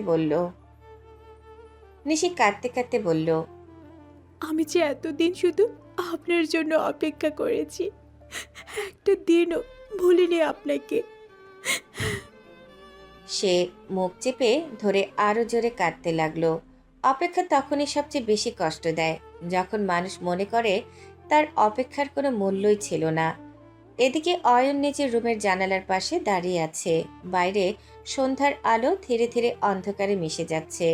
তার চোখের সামনে বারবার নিশির কান্না ভেজা মুখটা ভেসে উঠছে। অয়ন ধীরে ধীরে চোখ বন্ধ করল। তার ঠোঁটে হালকা হাসি ফুটল। অয়ন মনে মনে বলল, একটু কষ্ট পাও নিশিরানী, কারণ সামনে তোমার জন্য অনেক বেশি সুখ অপেক্ষা করছে। তার বুকের ভেতরে আজ অনেক দিন পর অদ্ভুত শান্তি লাগছে, কারণ এবার সে আর পালাবে না, আর দূরে যাবে না। এইবার সে নিজের সবচেয়ে প্রিয় মানুষটাকে নিজের জীবন থেকে হারাতে দিবে না। পরের দিন বাংলাদেশের সকালটা আজ অন্যরকম ভারী। বাতাসেও যেন অদ্ভুত চাপা নীরবতা। নিশির ঘরের জানালা দিয়ে আলো ঢুকছে ঠিকই, কিন্তু তার ভেতরের অন্ধকারটা যেন আর কমছে না। রাতভর সে ঘুমাতে পারেনি। চোখ ফুলে গেছে কান্নায়, মাথা ভারী হয়ে আছে। কিছু রাত মানুষকে শুধু ঘুমহীন করে না, ভেতর থেকে ভেঙে দেয়। ঠিক তখনই দরজায় টোকা পড়ল। নিশি কাপা গলায় বলল, কে? তার মা ধীরে ধীরে রুমে ঢুকলেন। মা একবার মেয়ের মুখের দিকে তাকিয়ে থমকে গেলেন। এই মুখটা এতটা কষ্টে ভরা আগে কখনো দেখেননি। মা ধীরে ধীরে কাছে এসে বসে পড়লেন। নিশি, হ্যাঁ মা। শাড়িটা পরে নে। হঠাৎ শাড়ি কেন মা? আজ তো কোনো অনুষ্ঠান নেই। আজ তোর বিয়ে। মুহূর্তে নিশির শরীর ঠান্ডা হয়ে গেল। সে যেন নিজের কানকে বিশ্বাস করতে পারছে না। কি বলছো মা? পাগল হয়ে গেছো নাকি? আমি কাকে বিয়ে করব? আমি কাউকে চাই না। যার জন্য এত বছর অপেক্ষা করলি সে তোকে চিনলই না নিশি। কার জন্য অপেক্ষা করবি বল? নিজেকে শেষ করে দিবি শুধু শুধু? না মা, ও আমাকে চিনেছে। ও শুধু... আরে না নিশি। রুমে নীরবতা নেমে এলো, শুধু নিশির কাপা নিঃশ্বাস শোনা যাচ্ছে। মা ধীরে ধীরে এগিয়ে এসে বললেন, জীবনটা একা একা অপেক্ষা করার জন্য না। নিশি কিছু বলতে পারল না। তার চোখ থেকে পানি গড়িয়ে পড়ছে। সে চুপচাপ দাঁড়িয়ে রইল, যেন নিজের ভেতরটা ভেঙে যাচ্ছে শব্দ ছাড়াই। সবচেয়ে কঠিন যুদ্ধটা কখনো বাইরের পৃথিবীর সাথে হয় না, সেটা হয় নিজের অনুভূতির সাথে। কিছুক্ষণ পর নিশিকে জোর করে সাজানো হলো। লাল বিয়ের শাড়ি, গহনা, কাজল ভরা চোখ, কিন্তু চোখের ভেতর শুধু শূন্যতা। মনে হচ্ছে সে নিজেই নিজের জীবন থেকে হারিয়ে যাচ্ছে। বিয়ের আয়োজন শুরু হয়ে গেছে। বাড়িতে মানুষ আসছে, হাসি আনন্দ চলছে, কিন্তু নিশির মনে শুধু একটা নাম ঘুরছে, অয়ন। সে আয়নার সামনে দাঁড়িয়ে নিজেকে দেখল। চোখ ভরা পানি। সে ধীরে ধীরে ফিসফিস করে বলল, আপনি অনেক স্বার্থপর অয়ন ভাই, আমাকে একটুও মনে রাখলেন না। এই জন্যই মানুষ বলে টাকা হলে মানুষ মানুষকে চিনে না। তার চোখের পানি গড়িয়ে শাড়ির ওপর পড়ছে। কিছু ভালোবাসা শেষ হয় না, শুধু মানুষটা হারিয়ে যায়, আর তখন ভালোবাসা একতরফা কান্নার রূপ নেয়। নিশি চোখ বন্ধ করে নিল। তার ভেতরে ভাঙা ভাঙা একটা শব্দ বারবার ঘুরছে, অয়ন ভাই। সে জানে না ভবিষ্যৎ তাকে কোথায় নিয়ে যাচ্ছে, কিন্তু এই মুহূর্তে তার কাছে সবচেয়ে বড় সত্য হলো সে ভালোবেসেছিল, এবং সেই ভালোবাসা হয়তো আর কখনো ফেরত আসবে না। রাত নেমে এসেছে। বাংলাদেশে সেই বাড়িটায় আজ যেন অন্যরকম নীরবতা। বাইরে আলো আছে, ভেতরে উৎসবের আয়োজন আছে, কিন্তু নিশির বুকের ভেতরে শুধু একটাই শব্দ, খালি। বিয়ের সাজে তাকে বসানো হয়েছে বাসর ঘরের ভেতরে। লাল শাড়ি, গহনা, কাজল ভরা চোখ, সবকিছুই আছে, শুধু মনটা নেই। কখনো কখনো মানুষ জীবিত থেকেও ভেতরে ভেতরে মৃত হয়ে যায়। ঠিক সেই মুহূর্তে যখন তার স্বপ্ন ভেঙে যায়, নিশি চুপচাপ বসে আছে বিছানার এক কোণে। তার চোখ থেকে পানি পড়ছে, থামছেই না। সে নিজে নিজে ফিসফিস করে বলছে, এটা কি শেষ? হঠাৎ দরজাটা ভেতর থেকে বন্ধ হয়ে গেল। নিশি চমকে উঠে গেল। তার শরীর কেঁপে উঠল। কে আছে এখানে? আমাকে ভয় দেখিও না প্লিজ। আগে জানতাম বর রুমে ঢুকলে বউ সালাম করে, এখন দেখি বউ কাঁদছে। নিশি থমকে গেল এই কণ্ঠ। সে ধীরে ধীরে ঘুরে তাকালো আর মুহূর্তেই চমকে উঠল। অয়ন দরজার পাশে দাঁড়িয়ে আছে, কালো শার্ট, চোখে সে শান্ত কিন্তু গভীর দৃষ্টি, মুখে হালকা হাসি। নিশি যেন নিজের চোখকে বিশ্বাস করতে পারছে না। নিশি কাঁপা কাঁপা গলায় বলল, আপনি আপনি এখানে কেন, স্বার্থপর লোক? তার চোখ আবার ভিজে গেল। অয়ন ধীরে ধীরে এগিয়ে এলো, তার প্রতিটি পদক্ষেপে যেন ঘরের বাতাস বদলে যাচ্ছে। অয়ন হালকা হেসে বলল, যা বাবা, এত বড় সারপ্রাইজ দিলাম আর তুমি রাগ করছো? মানে কি আপনার? আপনি তো... আরে বোকা, আমার সাথেই তো তোমার বিয়ে হয়েছে। কি? আপনি মজা করছেন? আমি কি কখনো তোমাকে ছেড়ে যেতে পারি? নিশি এবার আর নিজেকে ধরে রাখতে পারল না। সে দৌড়ে গিয়ে অয়নকে জড়িয়ে ধরল। আপনি আপনি সত্যি আছেন? তার কান্না এবার থামছে না। অয়ন একটু শক্ত করে তাকে জড়িয়ে ধরল। পাগল মেয়ে, এত কাঁদো কেন? আমি ভেবেছিলাম আপনি আমাকে ভুলে গেছেন। আমি তোমাকে ভুলবো? তুমি তো আমার অসমাপ্ত গল্প। নিশি লজ্জায় চোখ নামিয়ে নিল। অয়ন ধীরে ধীরে তার মুখ তুলে বলল, এদিকে আসো, কাঁদো না। সে ধীরে ধীরে নিশির চোখের পানি মুছে দিল, তারপর কপালে আলতো করে হাত রাখল। নিশি চুপচাপ দাঁড়িয়ে আছে, তার হৃদস্পন্দন যেন পুরো ঘর জুড়ে শোনা যাচ্ছে। অয়ন নিচু গলায় বলল, আমি ফিরে এসেছি, আর কোথাও যাব না। আমি ভেবেছিলাম আপনি আমাকে আর চান না। আমি যদি না চাইতাম তাহলে আজ এখানে থাকতাম। এই কথাটুকুতেই নিশির ভেতরের সব ভয় ভেঙে গেল। সে আবার অয়নকে শক্ত করে জড়িয়ে ধরল। আমি আপনাকে খুব মিস করেছি। আমিও।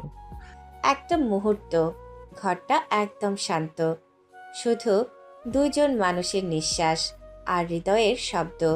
অয়ন ধীরে ধীরে নিশির কপালে আলতো একটা চুমু দিল, নরম যত্নে ভরা ভালোবাসায় পূর্ণ। নিশি লজ্জায় চোখ বন্ধ করে ফেলল। অয়ন হালকা হাসল।